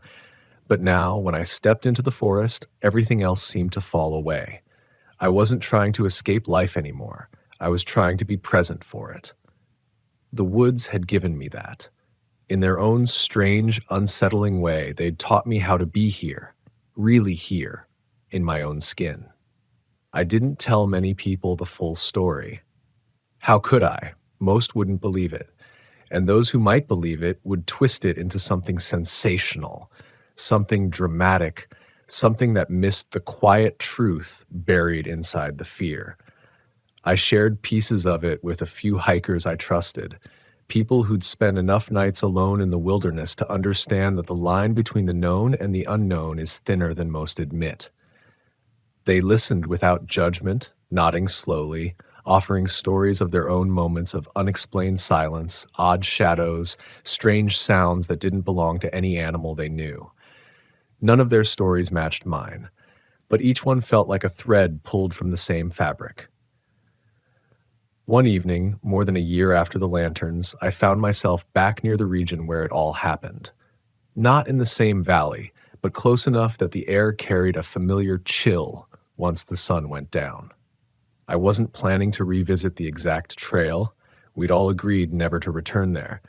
But something about being nearby stirred a restless curiosity in me. Not a desire to relive the fear, but a need to stand on the edge of it one last time, to look into the direction of that valley and acknowledge what it had taken from me and what it had given back. So I followed a side trail that led to an overlook, a rocky outcrop with a clear view of the ridgeline where the fog had first poured down like a slow-moving tide. The sky was fading into deep blue, the last streaks of daylight sinking behind the mountains. I stood there, hands in my pockets, listening to the quiet hum of the forest as it settled into night. And for the first time since that night, I didn't feel tension building in my chest. I didn't feel watched. I didn't feel measured. I felt connected, deeply, almost painfully connected, to the place that had once made me feel so small. I whispered a simple thank you into the wind, not because I believed the woods would answer, not because I wanted the lanterns to return, but because gratitude was the only thing that made sense. Gratitude for the lesson carved from fear. Gratitude for the way the forest had reshaped the way I move through the world. Gratitude for the understanding that some mysteries aren't threats, they're thresholds. The wind shifted, soft and cool, brushing past my shoulders. The canopy below rustled, a slow ripple of sound rolling through the valley. No fog rose from the ridgeline, no lights drifted between the trees. The night was calm, honest, unremarkable. And that simplicity felt like the final gift I didn't realize I'd been waiting for. I turned back toward the trail as darkness settled fully across the mountains, feeling lighter than I had in years. The path ahead seemed clearer, even in the dim light, straight, steady, and grounding. And as I walked, I carried with me a truth the lanterns had etched into me the moment they formed that impossible circle. Fear is not the end of a story. Sometimes it's the doorway into the part that finally teaches you who you are. I walked slowly, letting the trail lead me back toward the world of headlights and pavement. But something inside me felt different from all the times I'd made this familiar transition before. For the first time since that night in the fog, I didn't feel caught between two versions of myself. The one who entered the forest with certainty and the one who left with questions. Instead, I felt whole in a way I hadn't expected. The forest had stripped away the noise I used to carry like armor, and what remained was something quieter, steadier, and far more real.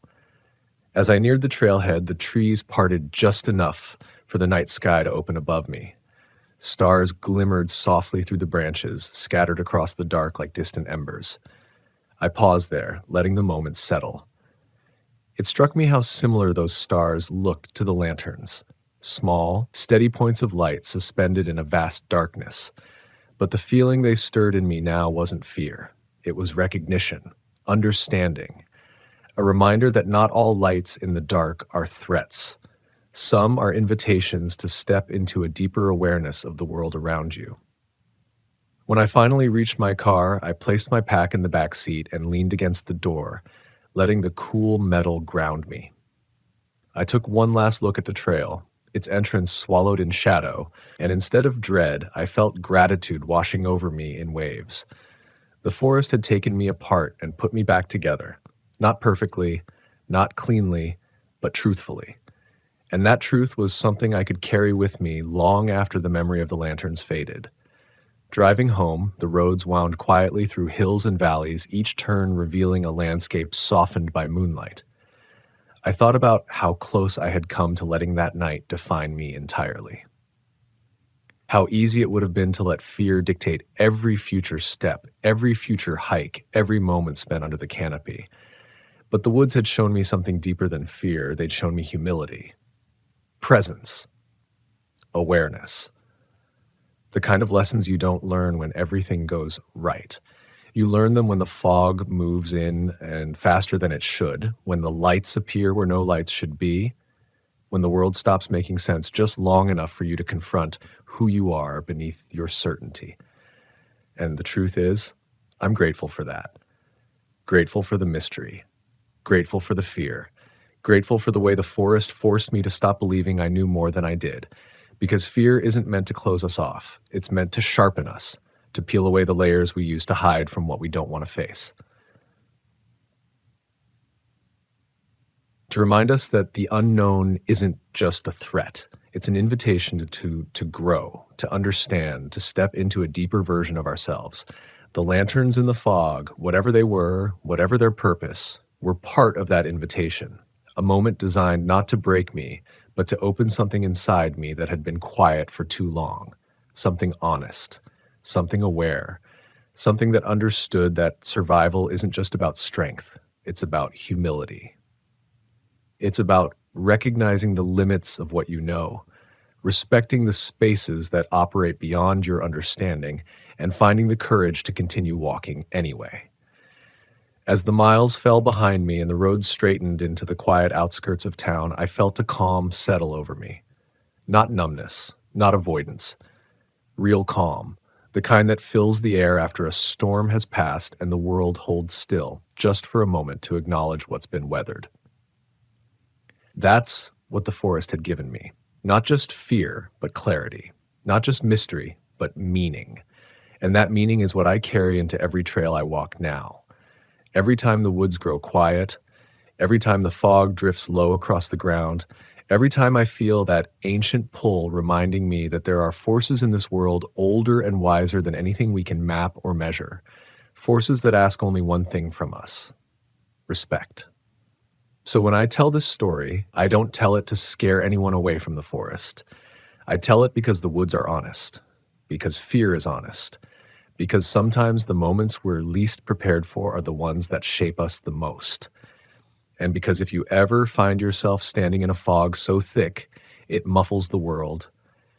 If you ever see faint orange lights drifting between the trees, moving with a purpose you can't explain, I want you to remember this. Not everything in the dark is meant to harm you.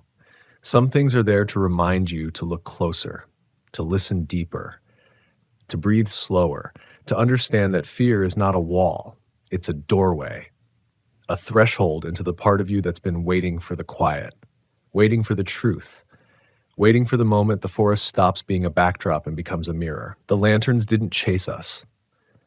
They didn't attack. They didn't speak in a language I could recognize. But they left an imprint on me, one I'll carry for the rest of my life. An imprint shaped from silence, symmetry, and a circle drawn with perfect patience around a group of hikers who thought they understood the woods. And if there's one thing I've learned since then, it's this: respect the forest. Respect the fog. Respect the things that move quietly in the night. Not because they're powerful, but because they remind you of your place in a world far bigger than you'll ever fully understand. And if you ever find yourself standing at the edge of that world, step forward with humility, with awareness, with a steady heart, because sometimes the scariest moments are the ones that finally teach you how to live. The coffee was still warm when I found the tower. I need you to understand that before anything else, before the things I saw inside, before the breathing behind the walls, before the trail of footprints that ended in the center of a frozen lake with no cracks and no body, before all of it, that cup of coffee was still warm. Not hot, not fresh, but warm, like someone had set it down seconds before I stepped inside, like someone had been sitting in that abandoned lookout tower, empty for 17 years, just long enough to leave it waiting for me. I guess that's the part that still bothers me the most. Not what I saw later, not what I heard, not what followed. It's the coffee, because nobody should have been there. And whoever was never came down the stairs. I've been a ranger for a long time. Long enough that my sense of what's normal out here has gotten warped into something ugly and flexible. I can rationalize almost anything: storm damage, optical illusions, migratory patterns that never existed, but that we pretend exist so we can sleep. I've seen hikers who vanished for days come stumbling out of the tree line with no memory of where they'd been, wearing clothes inside out, smelling like dirt that hadn't existed anywhere near the park. I've found campsites arranged like dioramas set up for me to interpret, tents slashed from the inside, journals rewritten in handwriting that didn't match the owners, shoes lined up in perfect trails that led nowhere. I've heard my name whispered through pine needles when I was 40 miles from the nearest human voice. But the coffee, that was different, because warmth means presence. Presence means a person. And a person means I should have found someone up there in that tower. Alive, cold, injured, dead, anything. Anyone. But there was nothing. Just the coffee. And the chair pushed back like someone had stood up too quickly. That tower had been sealed since the accident. They don't like me calling it an accident. They call it an event, as if the wording changes the bones that were never recovered, or the ranger who radioed 3 times, calmly, clearly, before he stepped outside and wasn't seen again. I read the transcript once before they buried it in an archive cabinet no one touches. His last transmission wasn't even a cry for help, just a click of hesitation, and then something's at the stairs. Not climbing, just waiting. After that, silence. They found his boots at the bottom, both standing upright, toes pointed toward the forest, like he'd stepped out of them cleanly. His name was Callahan. Everyone pretends they don't remember him, but they do. Rangers pretend a lot of things. I wasn't assigned to this district when he vanished, but I'd heard stories. You don't come into a job like this unless you're willing to accept at least some of the folklore the older rangers passed down. But even then, most of us prefer human threats. Humans lie, yes. Humans kill, yes. But humans make sense. Humans leave fingerprints, motives, blood trails, evidence, anchors of reality.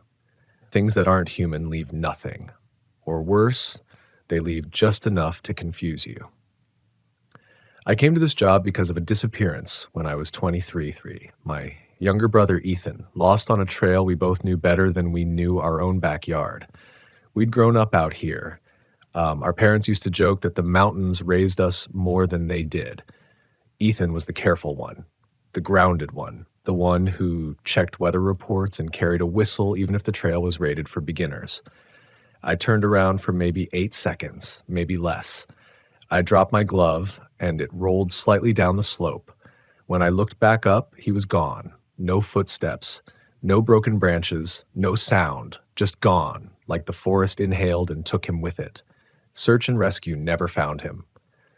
I've told myself every theory over the years, fell into a hidden ravine, snatched by an animal, disoriented and walked the wrong direction, hypothermia making him think he was hot, took off his jacket, wandered into snow.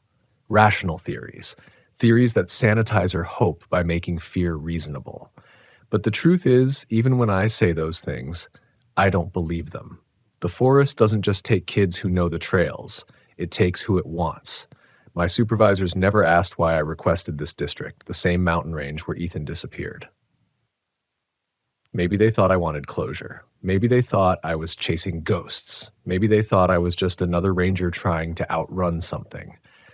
They were right. I was assigned to a winter rotation. Long nights, unpredictable storms, and patrols on trails no one uses after October. The old lookout tower sat at the highest point of my area of responsibility. It used to be manned year-round until the event. Since then, it's been sealed, frozen shut through most winters, thawing only in the transitional weeks. This winter was warm, too warm, unnaturally warm. Frost melted overnight and refroze in strange, vein-like patterns. I once put my hand on a tree trunk and felt it vibrating like a distant engine humming through the bark. That morning, I saw smoke rising near the ridge, thin, pale, barely visible unless you knew where to look. At first, I thought it was early-season campers ignoring the closure signs, but no one climbs to that ridge in November. The winds alone could peel your skin. I hiked up anyway. The trail felt wrong immediately. It wasn't the cold, The cold was expected. It was the pattern of it. Heat came in waves, warm pockets in the air that moved against the wind, then sudden blasts of freezing air that stung the insides of my nostrils. It was like walking through someone else's breathing. 2 miles up, I started smelling something faint and sour, like wet fur mixed with something metallic. Not blood, older. Rot that had learned patience. 1 mile later, the forest went quiet. You hear about that sort of thing all the time, how the woods fall silent when a predator passes through. But the stories don't describe what the silence actually feels like. It's not just sound disappearing. It's pressure, a weight on your skull, an expectation like the forest is holding its breath because something is watching whether you're worth eating. Honestly, I almost turned back, but I didn't. When you spend years haunted by a missing brother, you follow every wrong thing hoping it leads somewhere right.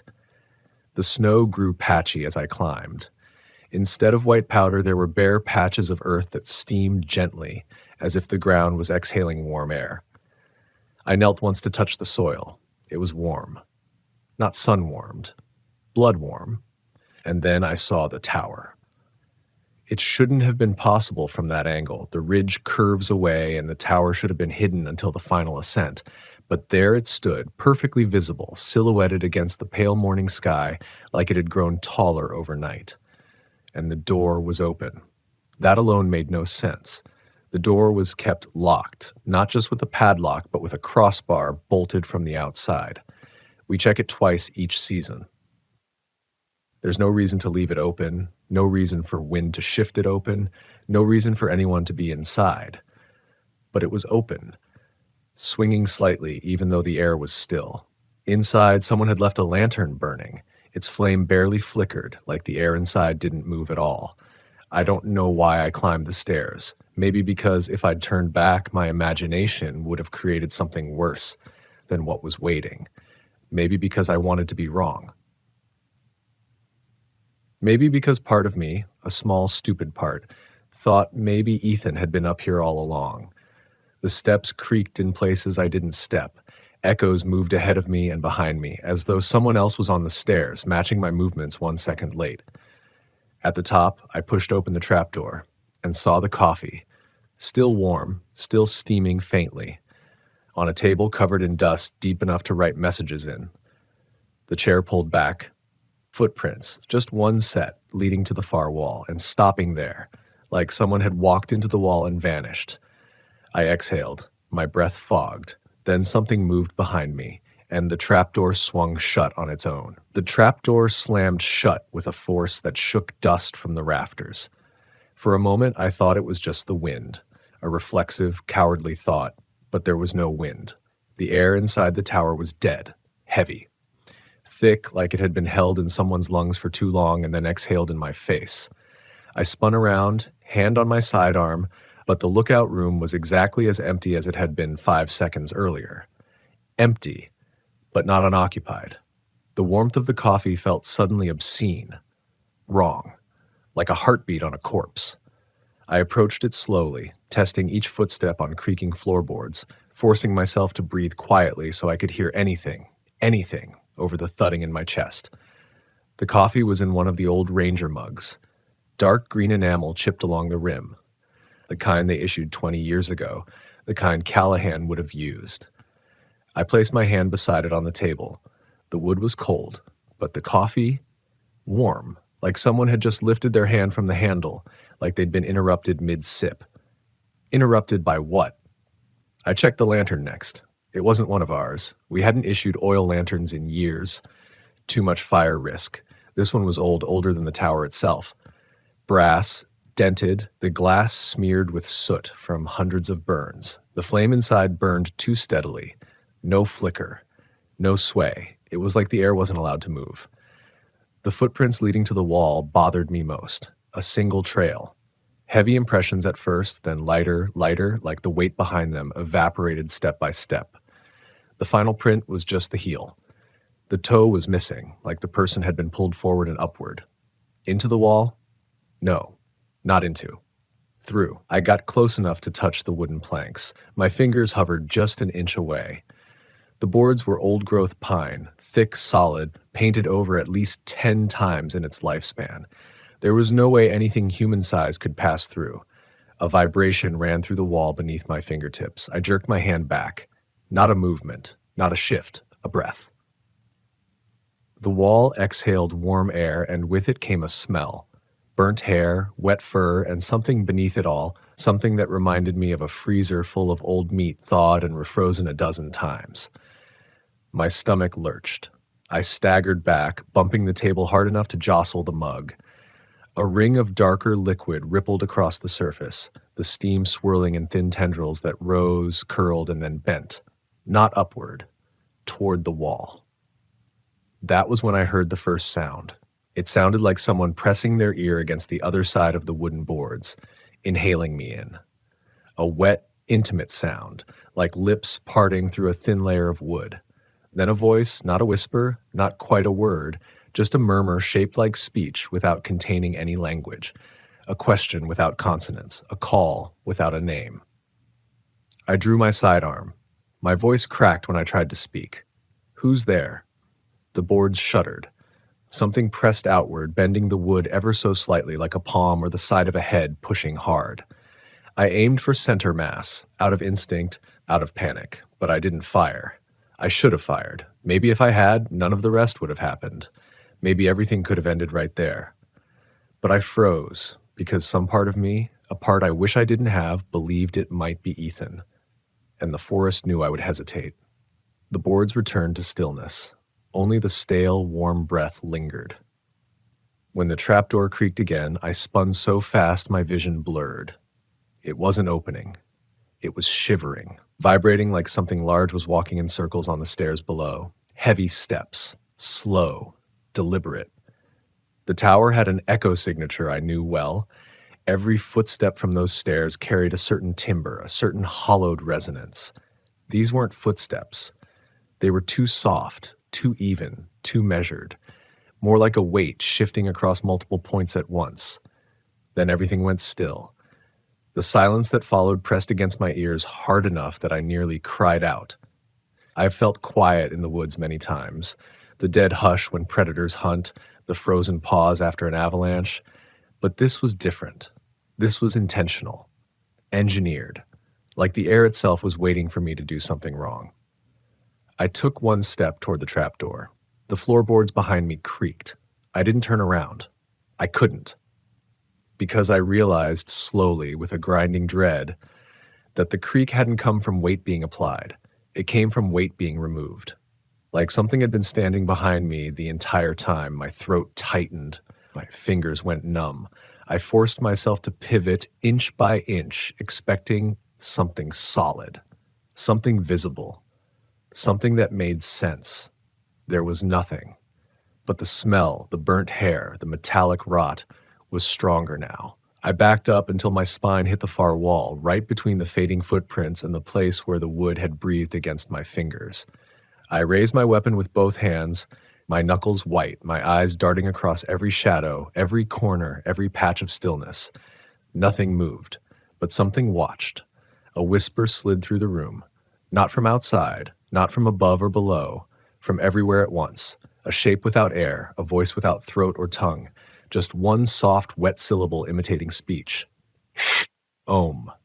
The air collapsed inward, the lantern flame flared sideways, and from the floorboards beneath my boots came a second voice, deeper, grainier, dragging itself up from beneath the wood. Stay. Between them, in the thick silence, a third sound rose, a low vibration, barely audible, more felt than heard, like the tower itself was humming inside its wooden bones. The cup of coffee tipped over. Not shoved, not knocked, just tipped gently, like a hand had reached out from nothing and pushed it. The warm liquid spread toward my boots and stopped at my toes. Perfectly, precisely, like it was waiting for permission to touch me. Something inside me snapped. Not courage, not clarity, just the survival instinct that comes from realizing you've made a terrible mistake. I charged the trapdoor, boot slamming it open, plunging myself into the stairwell before the rational part of my mind could scream that it was the worst direction to run. The stairwell was dark, but not empty. Halfway down, I felt something brush the back of my ankle. Not a hand, not a claw, just the faintest stroke of pressure, like a fingertip made of air. I almost fell, caught myself on the rail, kept going. The steps behind me creaked, slowly, one by one, like something was matching my descent but staying just out of sight. I didn't look. I've learned over the years, you never look until you're sure you're far enough away that looking won't matter. I hit the ground floor and sprinted outside, bursting into the freezing air like a drowning man surfacing for breath. The forest felt hostile, branches leaning in, the cold tight around my throat. The sky overhead seemed wrong, darker than it should have been, clouds swirling in patterns that moved against the wind. Then, as I turned back toward the tower, the light in the lookout snapped off, all at once, like someone had pinched the flame between two fingers.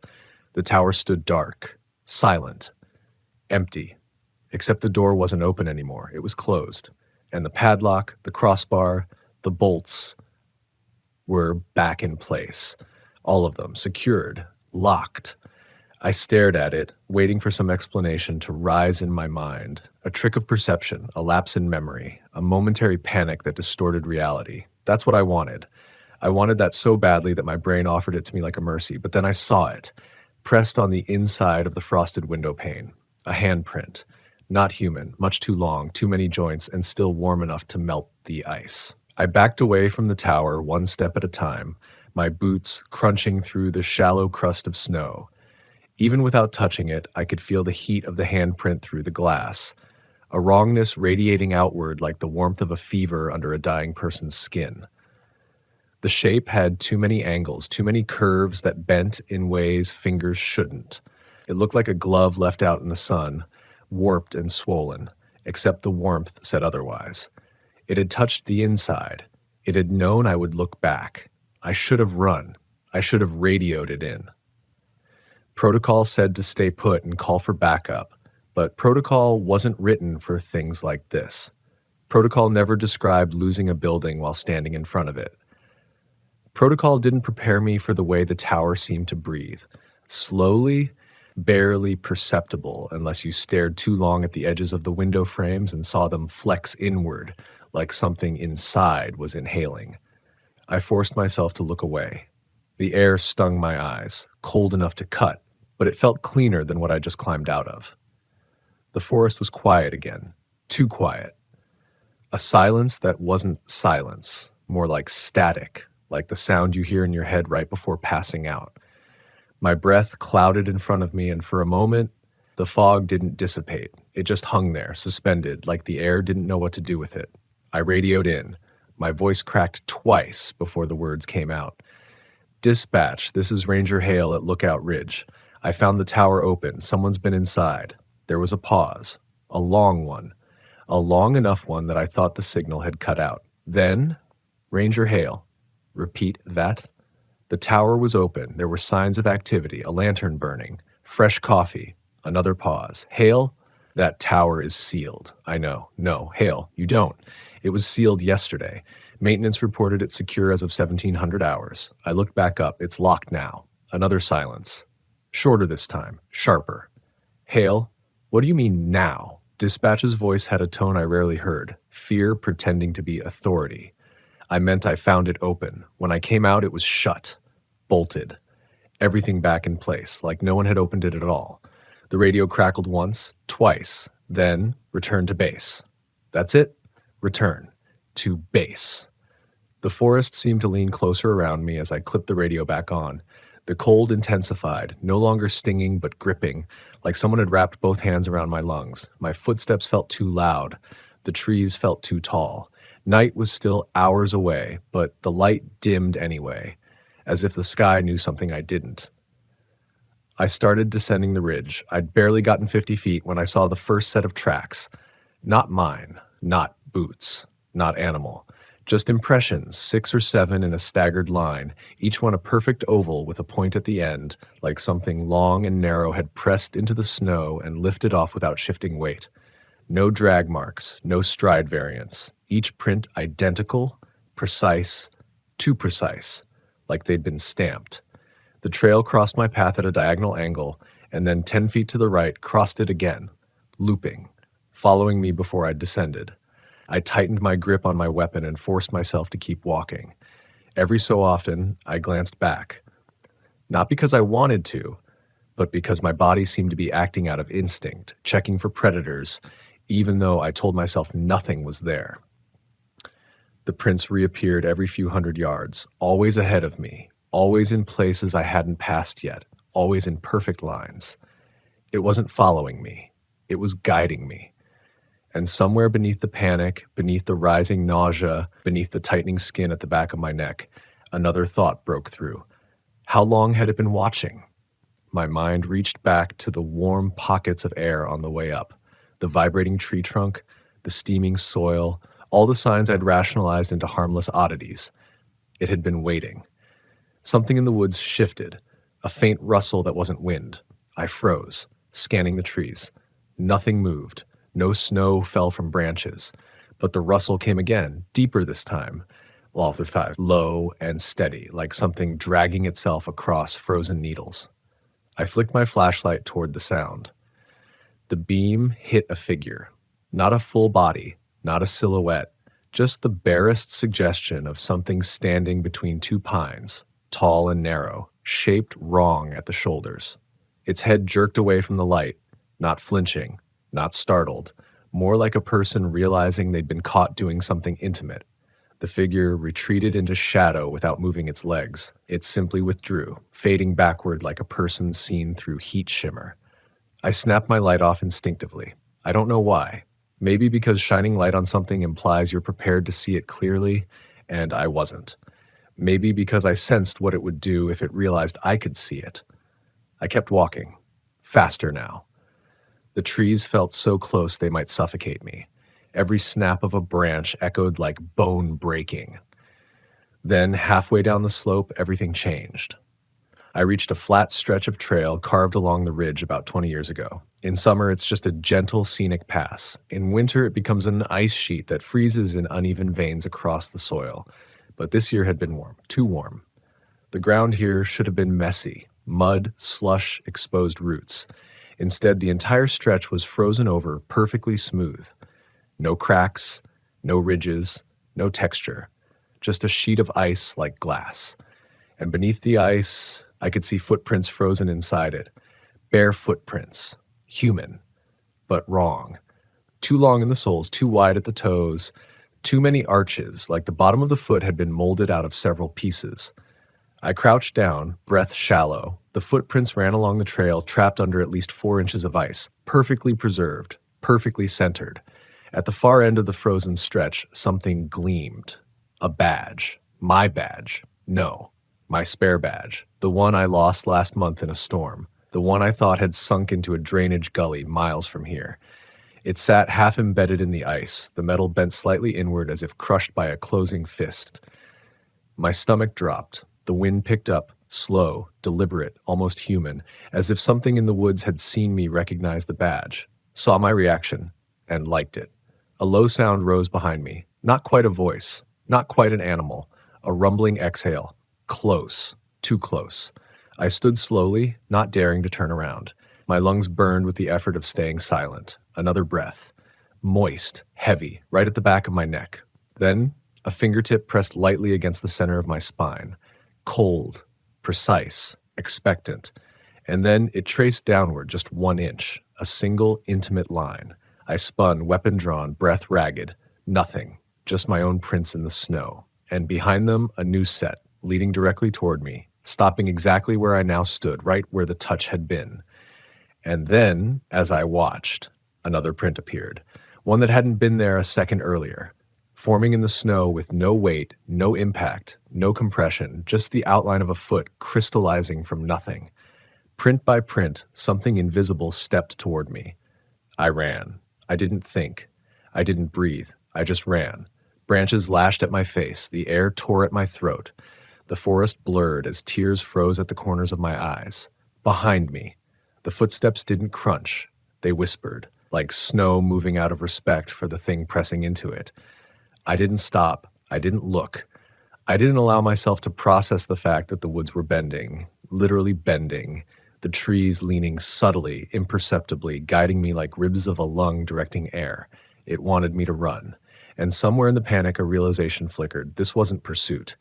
It was herding. The forest herded me the way a wolf pack herds a wounded deer, strategically, patiently, guiding without touching. Every time I veered off the main trail, branches bent low, narrowing the path until there was only one direction I could move. Shadows thickened in places where I tried to cut through the underbrush. Even the temperature shifted, colder ahead, warmer behind, as if something massive exhaled a wall of heat to push me forward. None of this made sense. None of it followed the physics I'd anchored my sanity to for decades, yet my body obeyed it instinctively. The wild had its own logic, its own gravitational pull, and I was falling straight into the center. My radio crackled once against my hips, startling me. I fumbled for it with numb fingers. "Dispatch, this is Hale. I'm being followed." Static, no words. Just a low droning sound like wind trapped inside a metal tube. I tapped the radio. "Dispatch? Do you copy?" The drone deepened, vibrating through the plastic casing, buzzing at the base of my thumb. I dropped the radio in the snow. It didn't stop buzzing. I kicked it away, but the sound lingered, coming not from the radio but from the trees themselves. Somewhere in the darkness, something answered the buzzing with a long, wet inhale. I ran faster. My legs screamed. My lungs burned. Every breath scraped like I was inhaling frostbite. The woods narrowed around me, the trail sloping downward into a darker ravine. My boots skidded across patches of ice. I caught myself on a sapling, nearly snapping it under my weight. The forest didn't want me to fall. Not yet. The ravine deepened until the path curved sharply to the right. I knew this route, an old service trail that led toward a decommissioned mining site. A mile from here was a sealed entrance to a collapsed tunnel system. Restricted zone. Off limits. My mind barely held on to that information as the shadows closed in behind me. The air warmed again, unnaturally warm, like standing next to an oven. My sweat evaporated instantly. The snow under my boots softened, turning into slush. I stopped, not voluntarily. Something in the air pressed against my chest, a gentle, invisible palm, holding me in place. Not choking, not crushing, just preventing me from moving any farther forward. I felt its weight, its intent. It didn't want me past this point. Not this direction. Not yet. The pressure eased only when I turned my body to face the other direction, toward the mining site. So I followed the pressure. I followed the place the forest wanted me to go. Because out here, when the woods choose a direction, you listen, or you vanish. The trail narrowed and bent into a slope of jagged rocks dusted in frost. My breath came out in ragged bursts. I heard no footsteps behind me, but the absence terrified me more. The lack of a chase meant I was already where it wanted me. The trees thinned out. The night opened onto a clearing. And at the far end of the clearing, perched against the base of a slope of black shale, was the old mine entrance. Except it wasn't sealed anymore. The chain that should have wrapped across the beams lay broken on the ground, links snapped open like they'd been chewed. The warning signs, danger, unstable structure, were scattered in the snow like someone had ripped them off. The wooden beams around the entrance were bent inward, not collapsed, bent, like something inside had pulled them.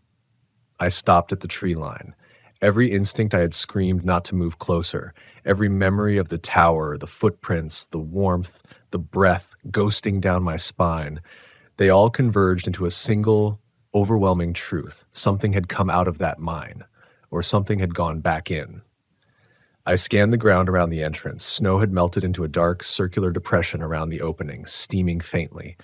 The heat radiating from it made my skin prickle. Violent heat. Volcanic heat. Heat that shouldn't have existed in winter, not even with odd weather. Then I saw the footprints. At first, just a few. Then dozens. Human, not human. A mixture of both. Some prints had long, thin toes spread like fingers. Some had elongated arches. Some were fragmented, like the digits weren't attached to each other. And some looked exactly like Ethan's. My vision blurred. For a moment, the clearing spun. My knees almost buckled. Not possible. Not logical. Not real. But the memory hit anyway. Ethan running beside me as kids, leaving prints like that in the soft dirt when we raced down summer trails. I recognized his stride length, the angle of his landings, the pattern of his footfall. Those prints led into the mine. Every rational part of me screamed lie, trick, mimicry. The forest could mimic. I had seen it mimic. I had heard my own voice once in a canyon calling me from the opposite side, but this was targeted. I took a step toward the entrance. A hot gust of air pushed back against me, not violently, but warningly. A boundary. The forest behind me rustled, branches creaking as if shifting in anticipation. The mine exhaled. The exhale was not breath, it was a voice I had heard only in dreams, only in nightmares, only in the split-second moments between waking and screaming. Hail, the tone, soft, barely formed, rolled across the clearing like steam rising from a pot. Hail, come home. My weapon trembled in my hands. No, it wasn't him. It couldn't be him. The voice came again, this time smaller, higher, more familiar. You left me. My chest caved inward. Air exploded from my lungs. My vision dimmed at the edges. It was Ethan's voice, but warped, like a recording that had been slowed down and digitally dragged across a surface until the syllables stretched thin and unnatural. A shape shifted inside the mine, not a silhouette, a distortion, like heat shimmer made of flesh. I stepped back. The shimmer followed. Outside the mine, into the clearing, and then it solidified, just for a moment, into something vaguely humanoid. Shoulders, neck. Head tilted slightly to the left like it was listening to something inside me. Then it took a step toward me. The step didn't sound like snow compressing. It sounded like bones rearranging inside a sack. I stumbled backwards, tripping over a half-buried sign. My flashlight beam jittered across the clearing and hit something metallic. Another badge, not mine, someone else's. Then another, and another. 6 total. I recognized 2 of the numbers, rangers who had vanished in the last decade. The others I didn't know. Their badges were scattered like breadcrumbs leading toward the mine. My stomach twisted. My throat closed. This wasn't a chase. This was a collection. The shimmer stepped closer. Heat radiated from it. Its outline pulsed, stretched, collapsed, reformed, like it was trying to wear a shape it didn't fully understand. I lifted my weapon. It didn't stop. So I fired. 1 shot, 2, 3. The bullets passed through the shimmer like they'd entered warm fog. No impact, no blood, nothing. And then the shimmer split. Not in half, in layers, peeling apart like thin sheets of cloth. Each layer had a face. Some were human, some were not. None were mine. None were Ethan's. The layers folded inward again, collapsing into a single shape, a shape that suddenly stood only 5 feet from me. Close enough to touch, close enough to smell, burnt hair, wet fur, rotting breath. And beneath it all, the faint warm scent of coffee, the scent from the tower, the scent of the cup that had waited for me. The shape leaned slightly forward, closer, and whispered in a voice that almost matched Ethan's, "Found you." The words didn't echo across the clearing. They didn't travel through the air. They slid straight into my skull, bypassing my ears entirely. My knees nearly buckled. Something cold clawed up my spine, a slow tightening like invisible hands closing around each vertebra. I stepped back. My heel hit a half-buried rock and nearly sent me sprawling. The shape, still pulsing, still struggling to hold itself together, leaned forward again as if fascinated by my retreat. "Found you. Found you." The words layered over each other, not repeated but overlapping, like 2 voices speaking the same phrase half a second apart. I raised my weapon again, not because I thought it would work, but because I needed something between me and that thing. My hand trembled so violently the barrel twitched from side to side. The shape tilted its head, the exact angle Ethan used when he was confused as a boy, the exact tilt. That was the detail that broke something inside me. Not the footprints, not the voice, not the badges. It had watched me long enough to mimic that one tiny personal motion I didn't even realize I remembered so vividly, and it used it to lure me. The mind behind the creature exhaled another wave of heat, so intense the surface of the snow around the entrance liquefied, steaming like wet asphalt. The smell of sulfur rose from the black mouth of the tunnel. The shape stepped closer again. I fired another shot, wild, uncontrolled, cracking through the night like a flare. The creature flickered, wavered, but didn't stop, didn't slow, didn't react at all. I stumbled backward toward the tree line. My breath came in dizzy, thin bursts. My vision pulsed white at the edges. Behind me, the forest shifted. Branches swayed with no wind. Needles rustled in waves. A low groan, wood bending under weight that didn't belong, rolled through the pines. The forest didn't want me to run. Not away. Not this direction. Not now. The shape inched forward, the air around it distorting in ripples, its outlines swelling and contracting like a lung. Hail. It wasn't Ethan's voice anymore. It wasn't any voice. It was hunger. I took another step back, but a low branch swung down in front of my chest, not falling but placing itself, forcing me to stop. The bark scraped my jacket. I pushed against it, but it didn't budge. The forest wasn't letting me choose. The creature took another step. Its foot, or what passed for one, pressed into the snow but left no print. The snow depressurized beneath it instead, sinking in a smooth circle as if the heat had melted the exact contour of its weight. The ground steamed where it passed. My legs refused to move. My mind refused to think. The shape stretched upward suddenly, doubling in height in a smooth liquid motion, and its chest rippled like cloth caught in a breeze. From those ripples, faces formed. Dozens. Some human. Some almost human. Some not human at all. Their mouths opened in silent screams, widening impossibly before collapsing back into the shape's core like bubbles bursting underwater. My weapon slipped from my hand and hit the snow with a dead thud. The creature leaned forward again, its head now directly level with mine despite its towering height. A tendril of heat brushed my cheek, something like breath, except it wasn't heat from air. It was heat from intention, from anticipation. A soft sound rose from deep within its form, a sound like a child's voice trying to speak underwater. Hall. My brain stuttered at the sound. Hal? Hale? Help? It didn't matter. The shape shifted closer. The heat intensified. My skin stung. My eyes watered. This is where people vanish. This is where badges scatter the snow. This is where sound doesn't escape the clearing. A memory detonated in my mind. Ethan. Laughing. Running. Turning back on the trail. Grinning wide. Just before I bent down to pick up my glove, just before he disappeared, the shape pulsed. Faces rippled again across its surface, one of them almost Ethan's, and something inside me broke open in a way I hadn't known was possible. I whispered his name once, Ethan. The creature responded immediately, not with a word, with an expansion. Its entire form ballooned outward, silently, violently, like a shadow inhaling. I threw myself backward. The tree branch behind me swung upward as if released. I crashed onto my side, rolled, scrambled to my feet, my palms burned from the cold. The creature surged forward, but something stopped it. Not me. The forest. A groan rippled through the pines, deep, resonant, like the earth shifting under strain.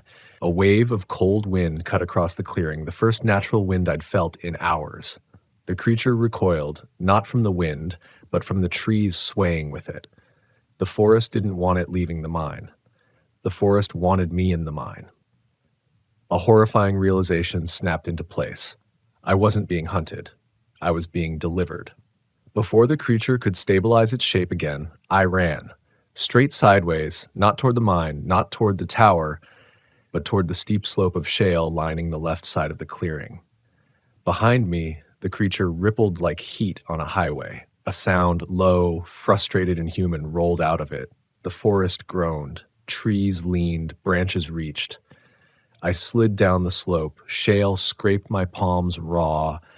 Loose stones clattered under my boots. I half fell, half ran, tearing through brush until my legs numbed. Something moved behind me, fast, too fast for footsteps, too fast for anything with mass. But it didn't touch me. It followed me, escorted me, down the ravine, toward the back trails, into the deeper part of the forest where the map didn't match the land anymore. I kept going until my legs failed. I collapsed beside a fallen cedar, gasping, sobbing without sound. The air was wrong here. The trees were wrong here. Nothing made sense here. I lifted my head and realized I wasn't alone. In the dim moonlight, 30 feet ahead stood a row of figures, tall, narrow, still. Their silhouettes were perfectly motionless. too motionless. At first I thought they were trees, then one of them shifted just a hair, bending at the middle like a person leaning forward to get a better look at me. The others followed, all of them. Simultaneously, a wave of synchronized movement. My heart seized. The figures were arranged in a line, blocking the path back toward base. Behind me, I heard a sound from the creature in the clearing. Not footsteps, not pursuit. Just a single, satisfied exhale. It wasn't chasing anymore. It didn't need to. The forest had delivered me into something larger, something coordinated, something waiting, something that stepped forward. One figure at a time, silent, perfectly aligned, their heads tilting at the same exact angle Ethan used when he was confused. My legs refused to respond. My breath froze. The line of figures widened, and through the gap in the center, a shape emerged. Not tall, not distorted, not pulsing. Human. A ranger. Park-issued jacket. Standard boots. A familiar gait. My stomach turned inside out. Callahan. He stopped 30 feet away, just far enough that I couldn't see his face in detail, but close enough that I could see the badge on his chest. Badge numbered 47. Recovered from the tower, except it hadn't been recovered. He had taken it back, and then he spoke, not with his voice, with mine. You shouldn't have gone up there, Hale. You shouldn't have gone up there, Hale. The voice was mine. Exactly mine. Same timbre, same pacing, same tiny rasp on the vowels. Hearing your own voice spoken back to you from a figure that shouldn't exist feels like your mind cracking along an old fracture line. Callahan didn't move. The line of figures didn't move. The forest didn't move. Only my breath moved, fast, shallow, visible as a trembling mist in the cold air. I tried to speak and failed. My throat constricted around the words like they were blades. Callahan, if it was Callahan, tilted his head, slowly, mechanically, like a puppet following the motion of strings pulled by something too far away to see. You shouldn't have gone up there, Hale. He repeated it exactly. The same inflection, the same micro-hesitation between gone and up, the same rhythm of breath. A perfect copy. I stumbled backward until my spine hit the fallen cedar. The bark bit into my jacket. I called for you. I finally managed, though every cell in my body begged me to shut up, not to respond, not to give it anything else to imitate. The line of figures straightened. Callahan's silhouette twitched slightly, shoulders convulsing once, sharply, as if suppressing laughter or choking on something rising from deep inside his borrowed lungs. You shouldn't have called for me, Hale. The voice was still mine, but the cadence was changing, like my voice filtered through an echoing metal hallway, a half-second delay, a vibration under the words. My stomach dropped. This wasn't Callahan. This wasn't Ethan. This wasn't anything human. Whatever stood in front of me was learning me. Callahan took one step forward. The line of figures parted around him with perfect synchronized movements, like curtains drawing back to reveal a stage. Not one figure made a sound. Not one left a footprint in the snow. Callahan's boots did, except they weren't boots. When his foot pressed into the snow, the print that formed beneath it was wrong. Too long. Too narrow. The outline wavered like heat rising from asphalt, and then it settled into a shape I recognized. My own footprint. Exactly. Down to the small notch at the heel where I once stepped on a nail. My legs went numb. Callahan, no, the thing that wore him, took another step. And another. I raised my trembling hands, palms out like that would stop whatever was coming. Stay back, I whispered. The thing didn't stop. It didn't even acknowledge the words. Instead, something behind the line of figures shifted. A deeper presence. A heavier presence. A shadow unstuck from the others, larger than the rest, too broad, too tall, too unfinished. It hovered at the edge of the tree line, pulsing faintly like a dim heartbeat behind fog. It was waiting. Waiting for me to run. Waiting for me to fail. Waiting for the thing wearing Callahan to deliver me. The thing stepped close enough that I could see his face at last. It wasn't Callahan's, not exactly. It was Callahan's face reconstructed from memory, from photographs, from whispers, from whatever it had found in the tower or the mine or the ground beneath both. One eye too high, one cheekbone too flat. The mouth too wide, curling upward on one side as if it had seen someone smile once and was trying to imitate the concept. Hail. This time the voice wasn't mine. It wasn't Callahan's. It was something that didn't belong to any throat, a layered tone, a low, grinding rumble hiding under a higher, breathy whisper. Two sounds forced into one mouth. You left him. The words hit me like a punch to the ribs. The forest around us seemed to inhale, branches retracting just slightly, as if giving space for the wound opening inside me. You left him, the thing repeated. Ethan, you left him. I shook my head violently. No, he vanished. I turned for a second. I didn't leave. You looked away. Tears blurred my vision. My chest constricted hard. My pulse hammered in my teeth. You left him. So he left you. My voice broke. Stop. The creature tilted its head again. My tilt, not Ethan's, not Callahan's. Learning, it stepped another inch closer. Now its breath, if you could call it breath, hit my face. Hot. Damp, smelling of wet fur and scorched metal and something chemical like soil treated with old blood. The thing leaned in just enough that its distorted cheek nearly touched mine. He was warm. My heart stopped. The world narrowed to a pinpoint. He was warm for a long time. My knees buckled. I slid down the trunk of the fallen cedar. Snow soaked into my pants. The creature crouched in front of me with the slow, exaggerated grace of an animal trying to approximate human posture. Its face, Callahan's face, bent closer. He called you. My breath hitched. He cried. I squeezed my eyes shut. Stop.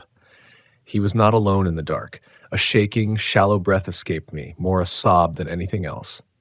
The creature leaned even closer. Its voice dropped to a near whisper. He was not alone. I opened my eyes. The thing's gaze, if you could call those unnatural, too dark pits eyes, locked onto mine with terrifying stillness. We were there. My stomach flipped as if the ground had opened beneath me. We watched. My mouth went completely dry. No sound came out. The thing smiled, not with its lips, but with the skin of its cheeks pulling too far toward its ears, stretching thin like damp paper. We kept him warm. For the first time all night, I screamed. A raw, primal, involuntary scream that tore my throat. The forest jumped. The line of figures jerked violently at the sound, heads twitching in unison, limbs contorting at strange angles. The shadow behind them pulsed harder. The creature wearing Callahan's shape recoiled slightly, skin rippling as if my scream had struck its surface like a wave. That was all I needed. Instinct, not training, not logic, kicked in. I shoved myself sideways, rolling through the snow, scrambling to my feet. My muscles seized, but adrenaline forced them to move. I lunged into the narrow opening between two dead pines. Branches snapped behind me. The things were moving. Fast, too coordinated. The forest swallowed my scream and spat back silence. I ran anyway, every step a jolt of pain, every breath a tearing icy shock, every shadow a threat. The creatures poured into the trees in silence. No footfalls, no voices, no breath, just the sound of branches snapping as they bent out of their way. The forest didn't herd me this time. It chased. Cold wind tore past my face. Shadows lunged from all sides. Figures flickered in my peripheral vision like stuttering film frames. I didn't dare look behind me. I didn't need to. I could feel them. Everywhere. Then, ahead of me, a clearing. A frozen lake, black ice reflecting the moon like polished obsidian. Footprints, hundreds of them, led onto the lake's surface, all of them ending abruptly 20 feet from shore. No cracks, no holes, no bodies, just endings. I ran onto the ice, boots sliding. My breath echoed across the lake. The cold here was different. Sharp, bitter, old. Behind me, the forest line shuddered. The things did not step onto the ice. They stood at the edge, watching, waiting. And the shadow, the largest one, stayed just behind them, pulsing like a living wound in the tree line. The ice moaned beneath me, a long, deep groan. Then something tapped beneath the surface, once, then a third time, like someone knocking from below. The tapping beneath the ice was deliberate, not the cracks of shifting temperature, not the groan of water settling. A pattern, 3 knocks, pause, 2 knocks, pause, 1. Like a countdown.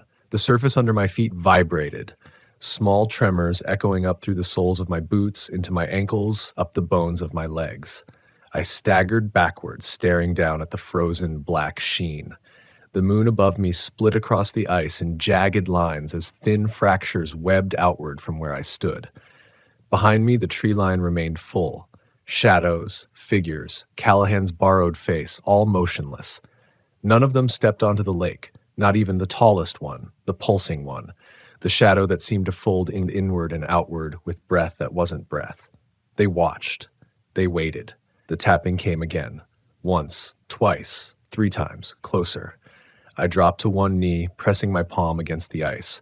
It was warm. A pulse beat along the surface, a faint rhythm, almost like a heart, but too slow, too heavy, too deep. A whisper vibrated through the ice into my hand. Not a voice, not a word. A sound like a sob held underwater. I leaned closer. The whisper sharpened. Hale, I jerked my hand back. The ice bulged upward slightly, as if something beneath it pressed a palm against the underside, ready to breach. My name echoed across the lake again, but this time not through the ice. Not through the air. Through the trees. Hale. Callahan's shape stepped forward until its boots touched the edge of the frozen shoreline. Behind it, the row of figures parted like a curtain of black reeds in a windless marsh. The enormous shadow loomed at their center, pulsing with slow, deliberate hunger. Come back. It wasn't my voice this time. It wasn't Ethan's. It wasn't Callahan's. It was layered. Hundreds of voices folded into one.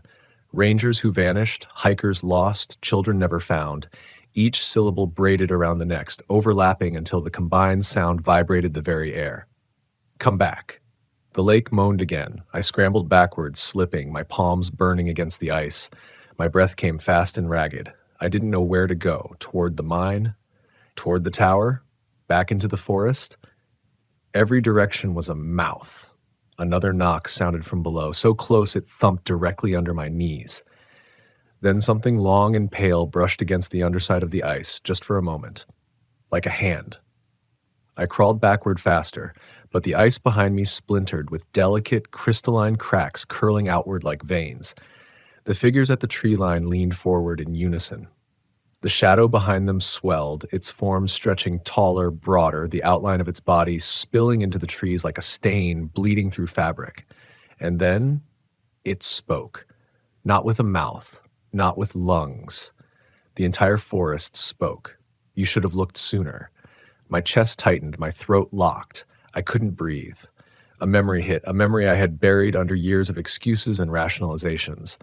The night after Ethan disappeared, me sitting at home, staring at the empty dinner table. Our parents asking if I heard him cry, if I heard him call, if I turned around, if I could have done more. I told them no, I lied. I had heard something that day on the trail, a sound behind me, small, faint, a whimper, a voice catching, my name barely forming. I told myself it was the wind. I didn't turn. The forest inhaled, the figures at the tree line straightened, the shadow unfurled, and then a face rose beneath the ice. Pressed against it from below. Not Ethan's. Not mine. Not anyone's I recognized. A face assembled from too many parts. Eyes too far apart, jaw too short, skin smooth and pale like unfinished clay. But behind the distortion, behind the nightmare of it, there was something else. Suffering. Long, lonely, endless. A cold palm pressed against the ice. It spread its fingers wide, stretching the surface upward until the frozen sheet arched like a bubble ready to burst. The shadow behind the figures took a single step forward. The tree line bowed around it, branches bending like they were saluting something ancient, or terrified of disobeying.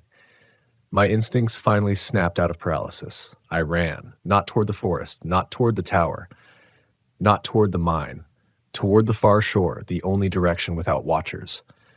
The ice cracked under each step. Thin fissures chased my boots. Water surged upward in tiny spouts. A howl, not human, not animal, rippled across the lake from below. I ran harder. Behind me the pounding began again, this time not taps but fists, slamming from beneath the ice in frantic bursts. Jagged fractures raced ahead of me like lightning bolts. Closer, closer. My foot punched through the surface with a deafening crack. Freezing water surged around my ankle. I didn't stop. I yanked my foot out, ice tearing open like tissue, and pushed forward, lungs burning, arms flailing for balance. The tree line ahead wasn't any safer, but it was a way. Behind me, the forest screamed, branches thrashing, shapes breaking formation, the massive shadow stretching across the clearing like a living eclipse. Move, move, move. My mind repeated the word like prayer. The far shore was 30 feet away. Then 20. Then the ice exploded behind me. A column of black water shot upward, spraying frozen droplets across my back. Something rose with it, a shape, long and pale, like a spine made of knuckles. Figures surged from the tree line, arms outstretched, legs bending wrong, faces splitting into mirrored halves.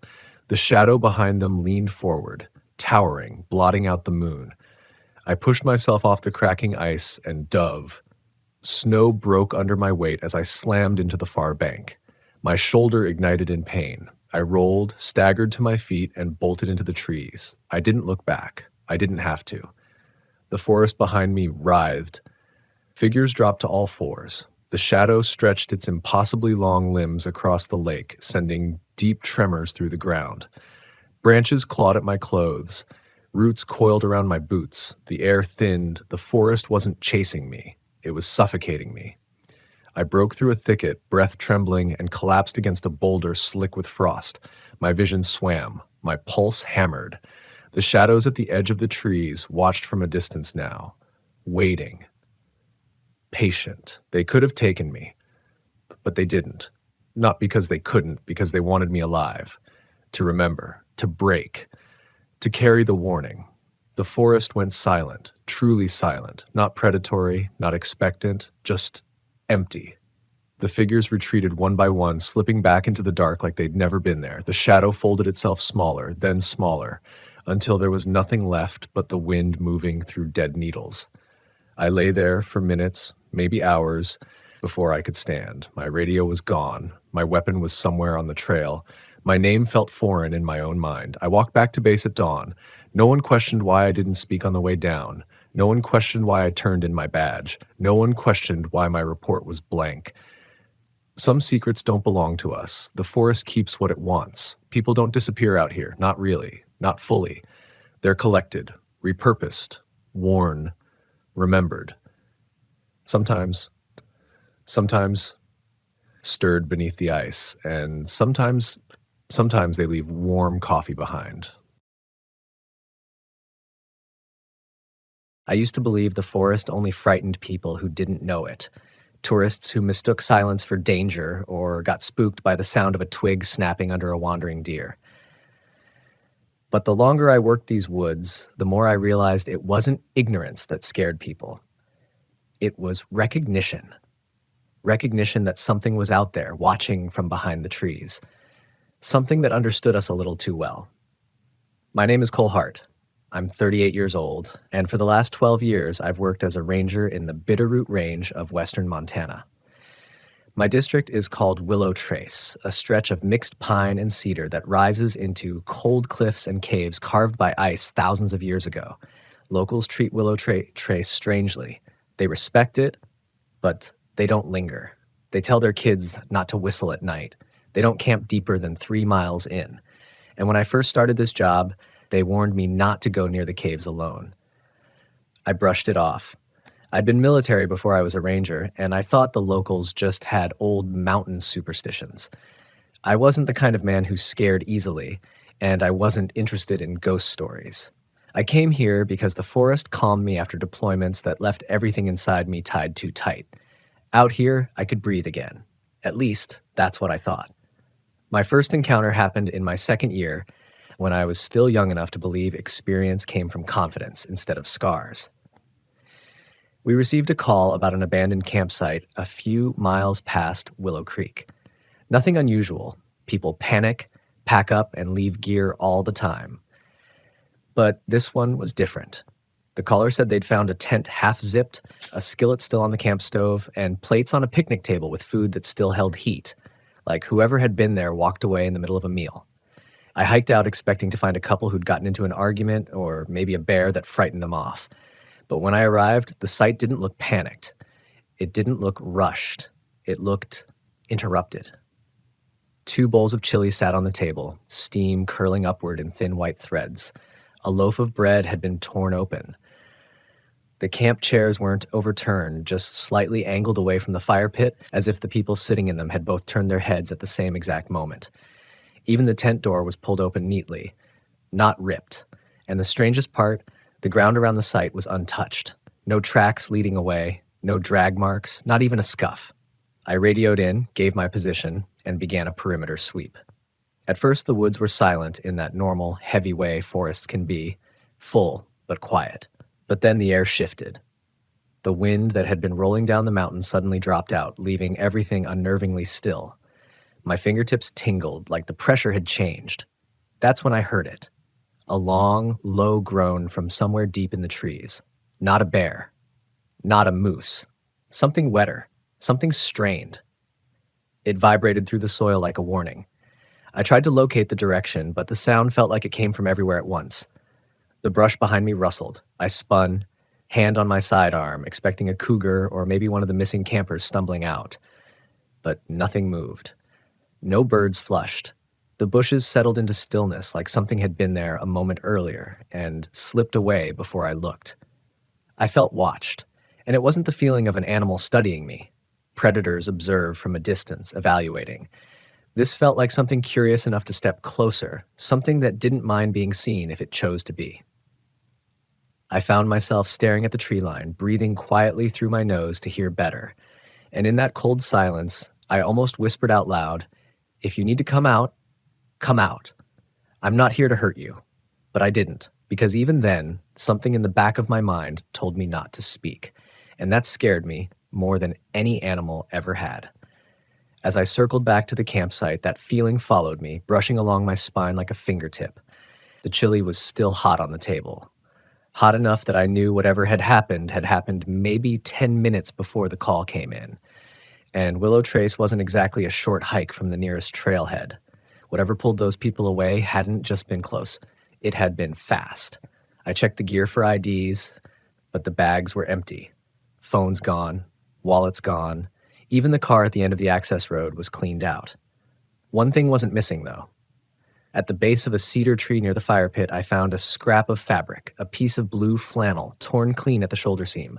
No fray, no stretching, no blood, like it had been sliced off. I thought it was strange, but not alarming, until the temperature shifted again.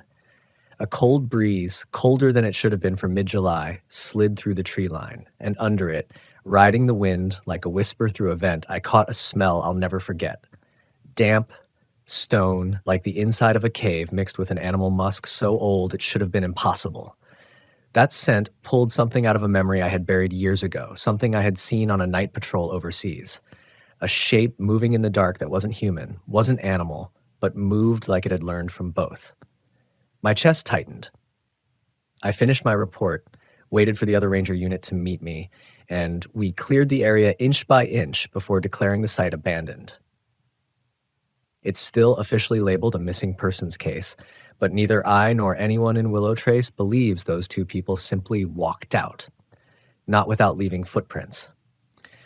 I tried to tell myself it was a strange, isolated event, but strange events have a way of repeating. The second incident happened 4 years later, near the Cold Belly Caves, an area locals warned me about since the day I arrived. They claimed the caves were older than tribal memory and that people who wandered too deep heard things in the dark that weren't echoes. I thought it was folklore until a new volunteer ranger, a college kid named Emery, failed to check in during a cave sweep. We found his pack near the entrance. His flashlight was lying on the rocks, still on. His radio was smashed against the stone like he had thrown it. Inside the caves, the temperature dropped almost 20 degrees. Our breath fogged as we called his name, our voices bouncing in warped tones off the walls. The deeper we went, the thicker the air became, like moisture was clinging to our skin. We found Emery huddled against the far wall of the first chamber, shaking so violently he couldn't speak. His fingernails were chipped, broken. His face was scratched like he had clawed at something, or something had clawed at him.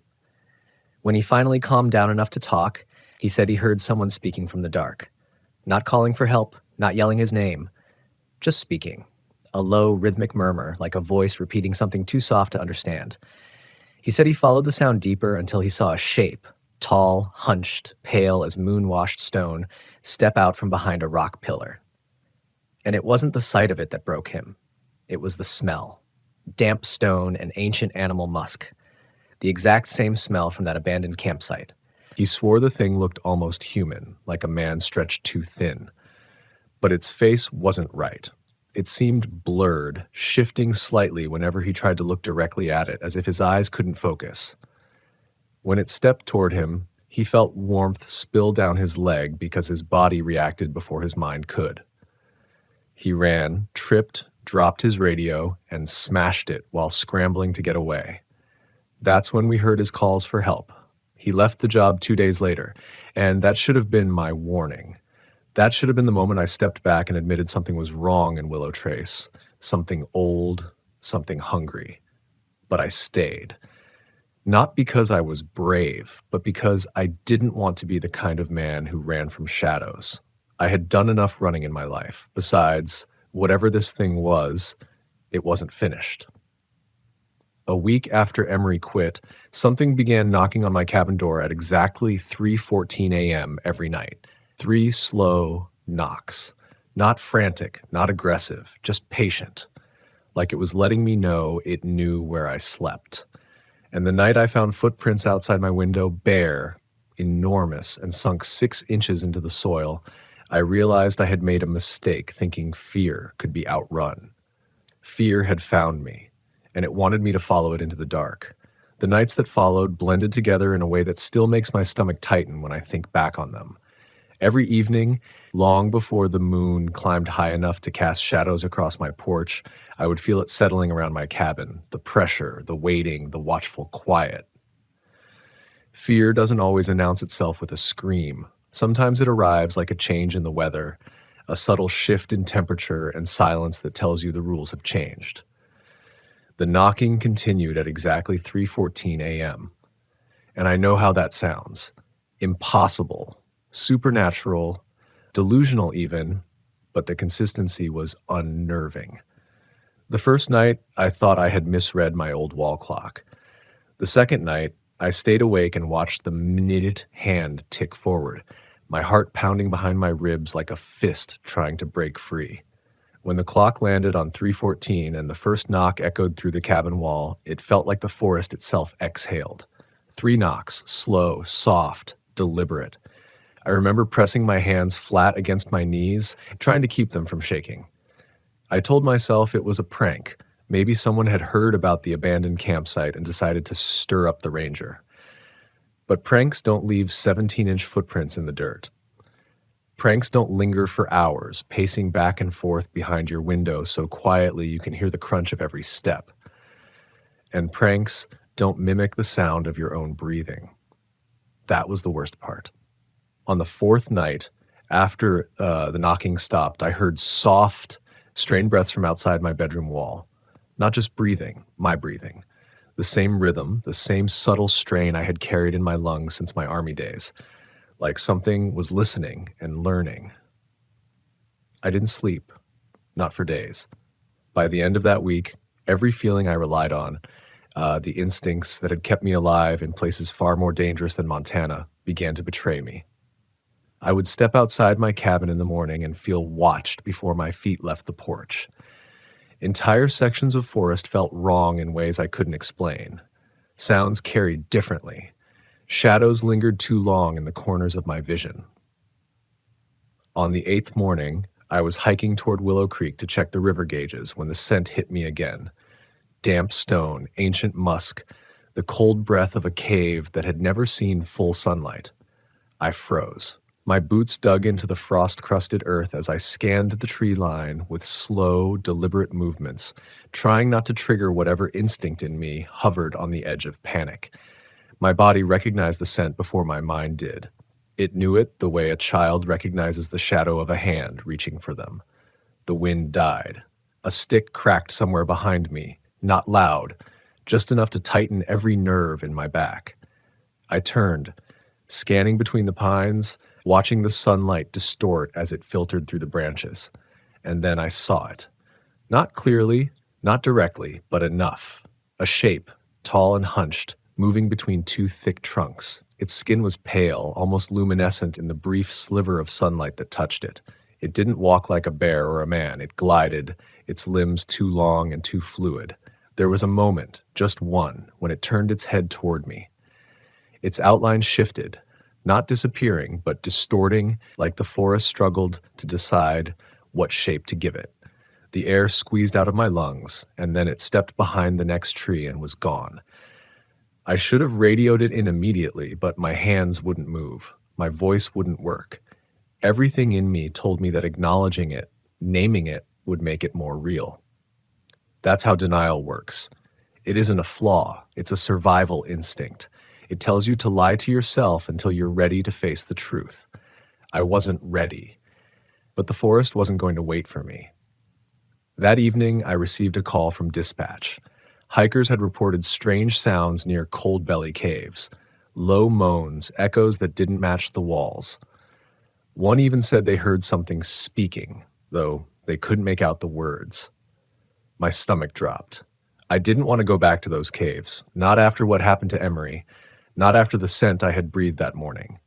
But duty is duty, and fear doesn't excuse it. I grabbed my gear, strapped on my pack, and drove toward the trailhead. The sun was bleeding out behind the mountains when I arrived, turning the sky the color of old bruises. My breath fogged as I stepped onto the trail. The air was colder than it should have been, settling into my skin like a warning. I kept my hand on my radio, thumb brushing the transmit button every few steps, just to remind myself it was there. Shadows stretched between the trees in long, narrow lines. Somewhere in the distance, an owl called, but the sound ended too sharply as if something cut it off. When I reached the cave entrance, the smell hit me before the cold did. Damp stone, rot, and that impossibly old animal musk. The same scent from the abandoned campsite. The same scent from the thing in the trees. I swept my flashlight across the opening. The beam caught the cave walls, wet, slick, pulsing faintly with condensation. The air wasn't still. It felt like it was breathing, expanding and contracting with the slow rhythm of something deeper in the dark. I forced myself forward. The beam reached the floor, then froze. Tracks. Bare footprints, enormous, leading deeper inside. And beside them, smaller ones, human.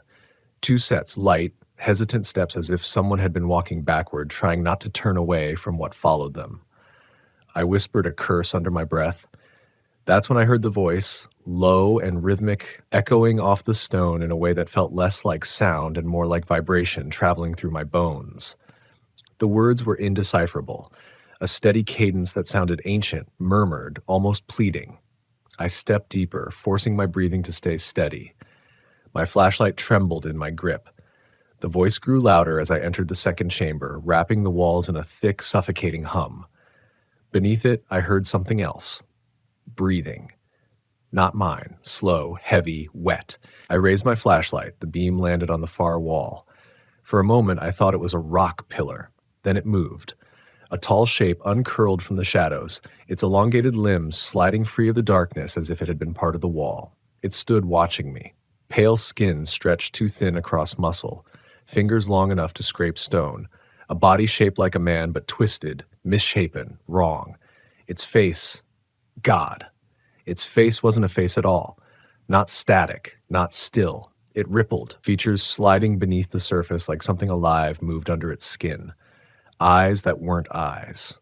A mouth that wasn't a mouth. And the voice, the murmuring came from it, not spoken through lips, but through its entire form, vibrating through the cave as if the walls joined in. Something in me broke. I staggered backward, breath tearing from my lungs in short gasps. The creature stepped forward, hunched but graceful, head tilting as if mimicking the way I flinched. It knew fear. It recognized mine, and it liked it. The moment I turned to run, the cave roared around me, the creature's voice rising into a shrill guttural scream that shook dust from the ceiling. Footfalls thundered behind me, too fast, too heavy, closing the distance like I wasn't even moving.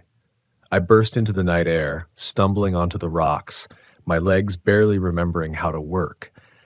I don't know how I made it down the trail. I don't remember reaching my truck. I remember slamming the door shut and hearing faintly 3 slow knocks against the tailgate. Not frantic, not angry, just patient. The message was clear. It had seen me, it had learned me, and it wasn't finished. Even now, months later, I feel it, in the cold that creeps into my cabin at night, in the silence that stretches too long in the tree line, in the faint smell of damp stone that sometimes clings to my clothes even when I haven't left the station. The forest hasn't changed, but I have. Because the moment I looked into that shifting face, the moment I heard its voice echo inside my ribcage, I understood a truth the locals had known long before I arrived. The woods don't belong to us. They never did. And some things buried in caves, some things born from darkness and silence, don't stay buried forever. Sometimes they come looking. Sometimes they knock. And sometimes, if you're not careful, they learn your name. I tried telling myself that what I saw in that cave had been a trick of the low light. That fear had twisted the shadows into shapes my mind wasn't meant to hold. But every night after that encounter carved the lie deeper until I couldn't pretend anymore. My sleep came in fragments, sharp, breathless pieces that ended with me jolting upright, drenched in sweat, listening for footsteps outside my window. I kept the curtains closed after what happened on the third night. I'd woken to the unmistakable sensation of being watched, an almost electric awareness crawling across my skin. Against my better judgment, I peeled back a corner of the curtain. Something stood at the edge of the tree line. Even in the darkness, its outline was too tall, too narrow, too still to be human. Its head was tilted upward, as if sniffing the air around my cabin, and though I couldn't see its face, I felt, deep in some primal place, that it was smiling. I let the curtain fall. I didn't sleep again until sunrise. Each day I tried to work as if nothing had happened. Trail inspections, hazard reports, the usual park maintenance. But everything in the forest had shifted. The animals were agitated. Elk herds moved noiselessly through areas they usually avoided. Birds went silent in patches of woodland where insects still buzzed unnaturally loud, like something was disrupting the natural hierarchy of sound. And every so often, when I was alone on a trail, I'd hear it, the faintest echo of a low murmur carried through the pines. Sometimes it sounded like it was right behind me. Sometimes it drifted from somewhere ahead, deeper in the brush. But it was always the same cadence, the same rhythm, like a prayer or a chant spoken through water. Other rangers noticed changes too, though they didn't know the cause. Chavez, a 30-year veteran, told me he'd been finding deer carcasses arranged in strange patterns near Dead Man's Bend, limbs folded neatly, eyes removed, bodies drained with no sign of struggle. Another ranger, Tessa, swore she heard a child laughing deep in the woods at dawn. When she went to investigate, she found only a ring of stones neatly stacked in a spiral. No animal did that. And no person would leave such precise patterns without tracks. I felt the pressure building, like the forest was tightening around us day by day. There were mornings when the air tasted metallic, like a storm was brewing underground. Nights when I'd swear I could hear a distant knocking echo through the hills, even when I wasn't home. But the worst night came the following week. I'd just finished the late shift and was driving back along Ridge Road, headlights cutting through a thin veil of fog rising from the underbrush. My hands throbbed on the steering wheel. I'd been clenching it without realizing. My mind was fogged, thoughts looping uselessly around the cave, the murmuring, the shifting face. I rounded a bend and had to slam the brakes. A tent stood in the middle of the road, not collapsed, not torn, standing upright with the flap partly open, gently swaying as though someone had ducked inside just moments before. The sight hit me with a cold, surgical precision. Because I recognized the tent. It was the same model, same color, same size as the abandoned site from years ago, the one with the chili bowl still steaming on the table. I sat there, engine idling, breath locked in my throat. There were no cars around, no people, no footprints in the dirt pull-off, but something else caught my eye. Behind the tent, stretching into the fog, were enormous footprints, bare, deep, perfectly spaced. They led not deeper into the woods, but toward my cabin. I reached for the radio. My hand hovered over the mic, and then the tent flap moved, just a ripple, just enough to show something shifting inside. I killed the headlights and sat in darkness, heart pounding so hard I could hear blood rushing in my ears. My eyes adjusted slowly, shapes sharpening from the blur. Something stepped out, tall, lean, its silhouette bending in ways no human body could bend. It didn't walk, it unfolded, extruding itself from the tent like a long-limbed shadow peeling from a wall. Even from that distance, I could see its skin catching the moonlight in a pale, wet sheen. It straightened, head turning toward my truck, and then it inhaled. A long, trembling breath, chest expanding with the sound of damp stone grinding together. The tent sagged as if the creature's exit had sucked the air out of the fabric. I didn't stay to watch more. My foot slammed the gas. The truck lurched forward and skidded around the beast, gravel spraying in arcs. I didn't dare look in the rearview mirror.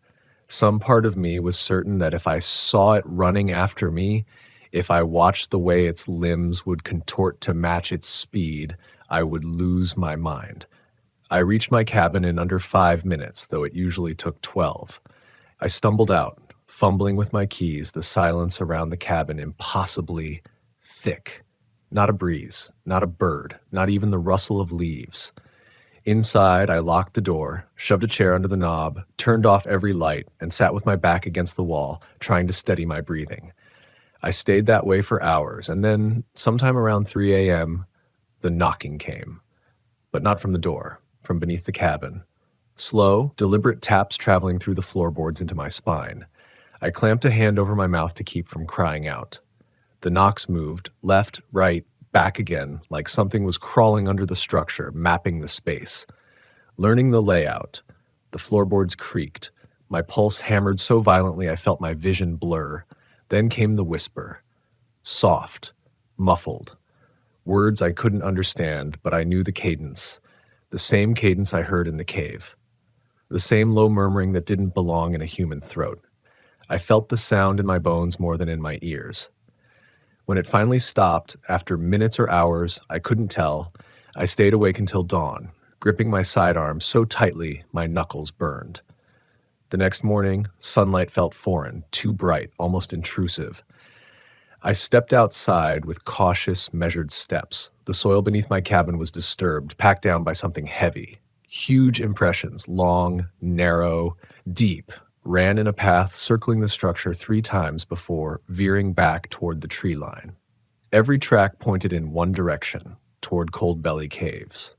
I should have reported everything immediately. Every ranger instinct screamed protocol, procedure, documentation. But another instinct, older, raw, whispered something more dangerous. If you tell them, they'll go looking. And if they go looking, they won't come back. I didn't want more blood on my hands.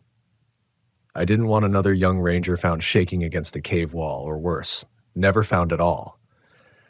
But the thing wasn't done with me, because that evening as the sun vanished behind jagged ridgelines and turned the world to bruised twilight, I returned to my cabin to find something placed on the front step, folded neatly, purposefully, a blue flannel shirt, the same fabric I had found all those years ago at the abandoned campsite, same tear at the shoulder, same missing seam. It was warm, as if it had been held or worn. My breath caught, but the back of my throat felt numb. I picked it up with shaking fingers, the scent rising toward me like a tide of memory. Damp stone, ancient musk, a cave that had never stopped watching me. I don't remember going inside, don't remember locking the door. All I remember is sinking to the floor with the shirt clutched in my hands, the weight of a truth I'd been trying not to see pressing against my ribs. This thing wasn't wandering, it wasn't hunting randomly, it had chosen me. And the worst part, it wanted something. Not my life, not my silence. Something deeper, something buried, something it believed I still owed it. I didn't realize how hard my hands were shaking until I tried to zip my jacket and missed the metal track 3 times. The cold had settled deeper now. Not the kind that wind delivers, but the kind that feels like it comes from the ground itself, as if something beneath the soil was exhaling through the pine needles. I kept telling myself the same thing over and over. You're just overtired. You're alone. You're letting your mind get ahead of itself. That mantra used to work for me on bad nights. Tonight it felt flimsy, like taping a cracked window and pretending the draft wasn't leaking in. I took one last slow lap around the empty campground loop. My flashlight beam bounced off the old concrete picnic pads and the faded brown signposts marking each site number. I'd walked this loop hundreds of times. It never bothered me before. But now each site felt wrong, like the arrangement of fire pits and overgrown pads was a rearranged puzzle someone had placed here after dark. I kept scanning the tree line, thinking I'd catch another set of eyes or that glint of movement I'd seen earlier. But woods stayed still. Too still. Even the night insects were holding their breath. At Site 14, I stopped again. That's where the tracks were. The ones I'd told myself had to be from a stray dog or a coyote, even though the spacing didn't fit either, even though they were too deep, even though there were only two sets and neither looked like it belonged to an animal that should be walking upright. I crouched there with my light angled low. The impressions were still clear. 5 long digits, almost human, but longer, narrower. And the stride pattern, it wasn't right. A human would have been much wider between each step. Whatever made these walked in a straight line, one foot placed directly in front of the other like it was balancing along an invisible beam. I kept staring until my heartbeat pressed against my ribs. Something primal in me didn't want to understand what I was seeing. Rational thought was still trying to throw explanations into the void. Deformation. Someone barefoot. A prank. But the set ended halfway through the site, right before the trees. They didn't continue into the woods. They just stopped, like the thing either vanished or was lifted off the ground. I turned away faster than someone confident in their sanity would have. My breath was fogging too heavily, even though the temperature wasn't nearly low enough for it. I could feel the cold again, that underground exhale following me. When I reached my Volkswagen, I rested one hand on the metal just to feel something solid. The old van always calmed me down. It reminded me there were things in this world I could still touch, still trust. But the sight of my side mirror made me freeze again. Not because it was broken or cracked, but because it had been angled downward, pointed at the ground by the front tire. I hadn't left it that way. I stood there with my hand half raised toward it, listening. My ears strained for footsteps, breathing the snapping of a branch. Anything. But the campground stayed silent, like it was waiting for me to react before it did. I forced myself to reach out and reset the mirror. My fingers felt stiff, not from cold, but from that same instinct telling me I was touching something that had been touched moments earlier by something else. Something that wanted me to see it knew where I was. I opened the van door and climbed inside, locking it immediately. The slam of the lock didn't feel like protection, just acknowledgement. I sat behind the wheel, letting my breath even out. The interior smelled like cedar and old upholstery, familiar things, grounding things, my little cocoon of safety on every long trip. And yet, even here, I felt watched, not from outside the windows, from the dark beyond them. I turned on the dome light. It flickered once, then stayed steady. My gear was all where I left it. Camera bag on the passenger seat, a thermos on the floor, map book tucked in the pocket behind the driver's seat. Nothing disturbed, nothing moved. I tried to use that to calm myself down. The van was untouched. The inside was still mine, but the feeling didn't leave. My body wouldn't unclench. I remember thinking the smartest thing would be to drive out now, get back on the highway, put distance between myself and whatever was happening here. But when I turned the ignition, the engine coughed weakly. Once. Twice. Then nothing but a dull clack. My battery was strong. I'd checked it earlier. The van had made the entire drive here without a hiccup. I turned the key again.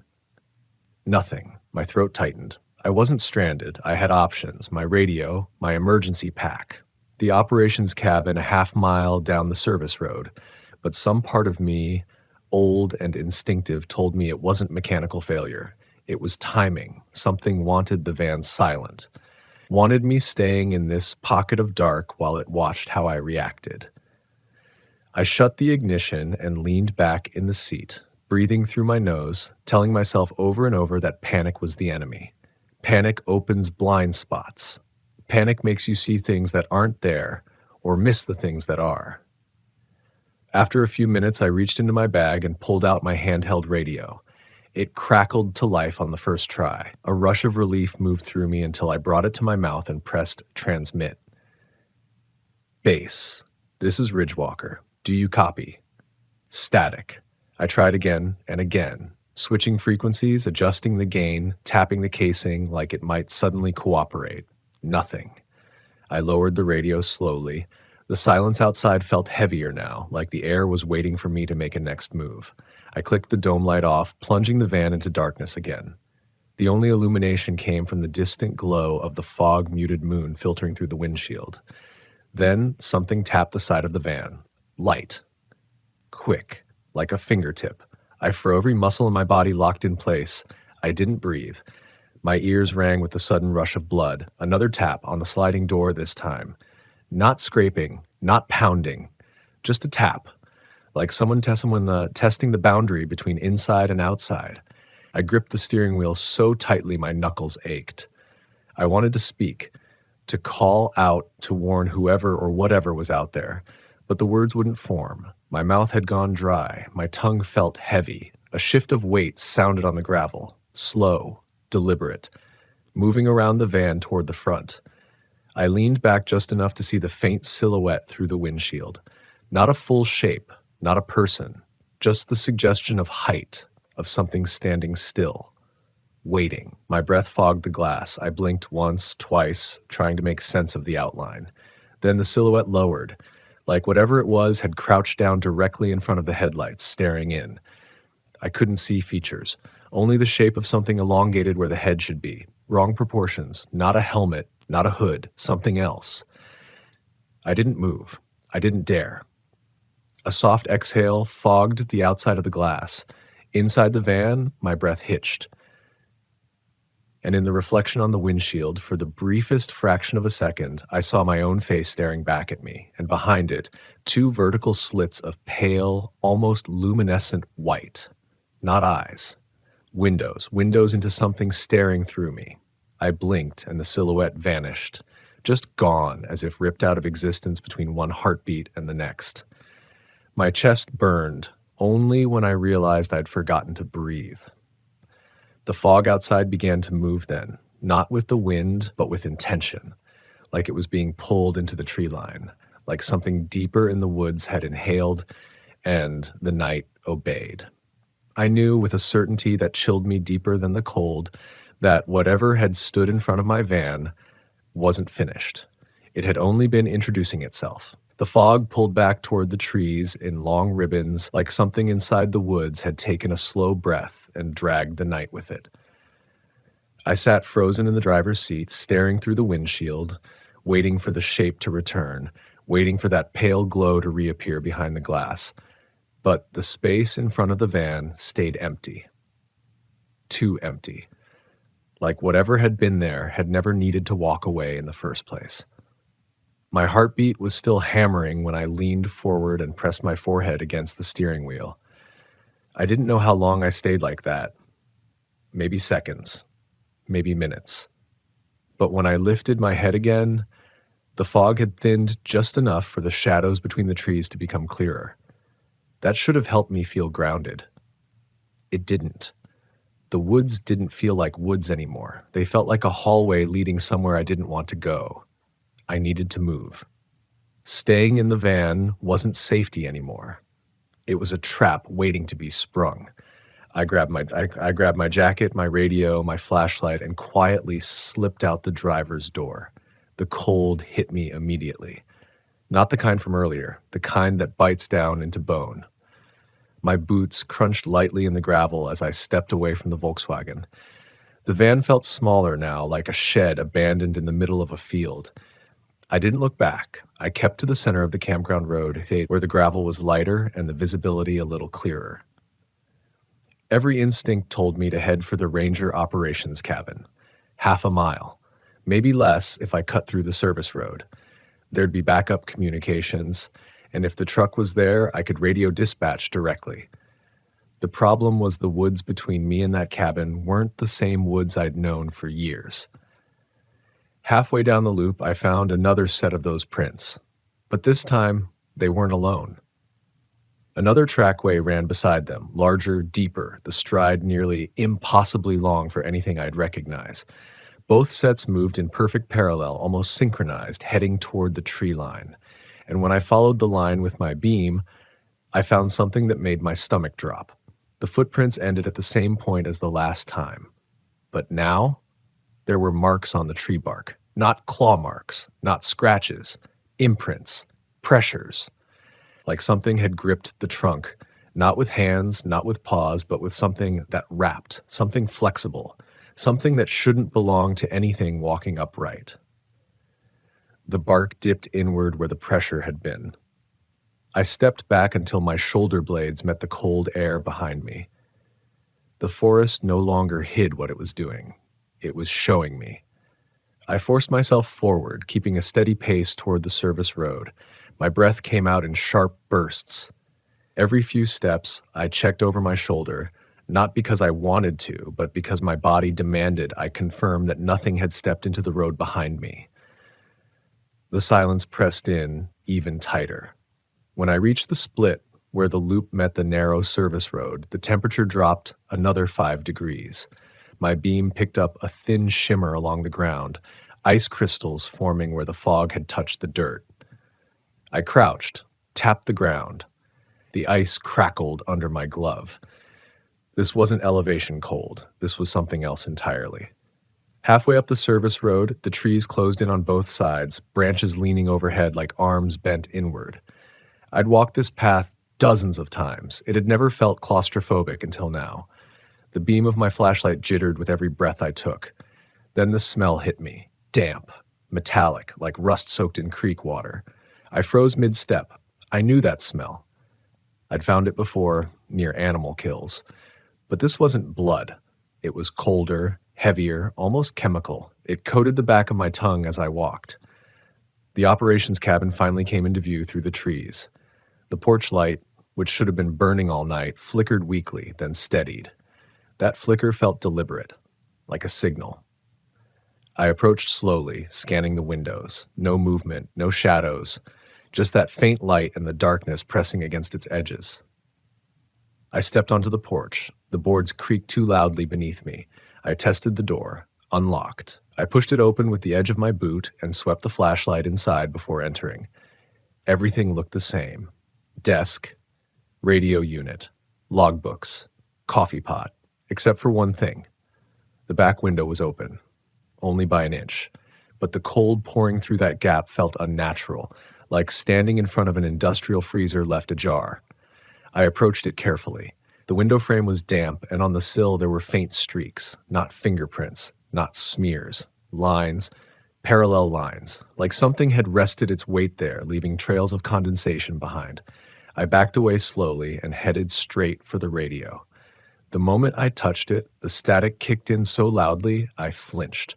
I adjusted the frequency. Static. Adjusted again. More static. The radio had always worked, even in storms, even during outages. Tonight it was nothing but a hissing void, until it wasn't. A faint click cut through the static. Then breathing. Not human breathing. Too slow. Too smooth. Like air moving through a hollow, cavernous space. A second voice entered the frequency, whispering so quietly I couldn't tell if it was language or just air forming shapes it shouldn't. I stepped back from the radio, heart punching at my ribs. The whispering stopped. Then the radio spoke in my own voice. Don't turn around. My blood went cold. The words weren't distorted. They weren't echoed. They were mine exactly. Tone, cadence, breath, like I'd spoken them into the speaker. I stood frozen, staring at the radio, unable to move, unable to think beyond the primal alarm screaming through my skull. And then, from behind me, in the dark corner of the cabin, came a soft shift of weight. Floorboards bending. Slow, deliberate. I didn't turn. I didn't breathe. Something exhaled behind me, the same sound from the van window. A cold, cavernous breath that didn't belong in lungs built like mine. My legs nearly buckled. I forced myself to step sideways toward the door, never turning. The breathing followed me, like whatever it was simply changed its position as I changed mine. When my heel touched the threshold, I moved. Fast. I bolted out of the cabin and down the steps, my boots slamming into the frozen dirt. I didn't look back. I didn't need to. The forest behind me lit faintly with a pale glow. Not bright, not like eyes, but like windows again, two slits of light following between the trunks. The woods weren't just alive, they were aware, and they wanted me to know I'd been allowed to leave. Not because I escaped, because something else was coming. By the time the van came back into view, my lungs were burning. The fog had pulled away from the vehicle, leaving it sitting in an eerie, open pocket of clear air, like something had carved a boundary around it. The engine started on the first turn of the key. My radio crackled once. Then my voice came through again. "It's not done with you." I threw the van into gear and drove out of that campground without checking a single mirror. And in the glow of the dashboard, I finally understood something I'd never say in an incident report, or to another ranger, or to anyone who hasn't heard their own voice whispering warnings meant to break them.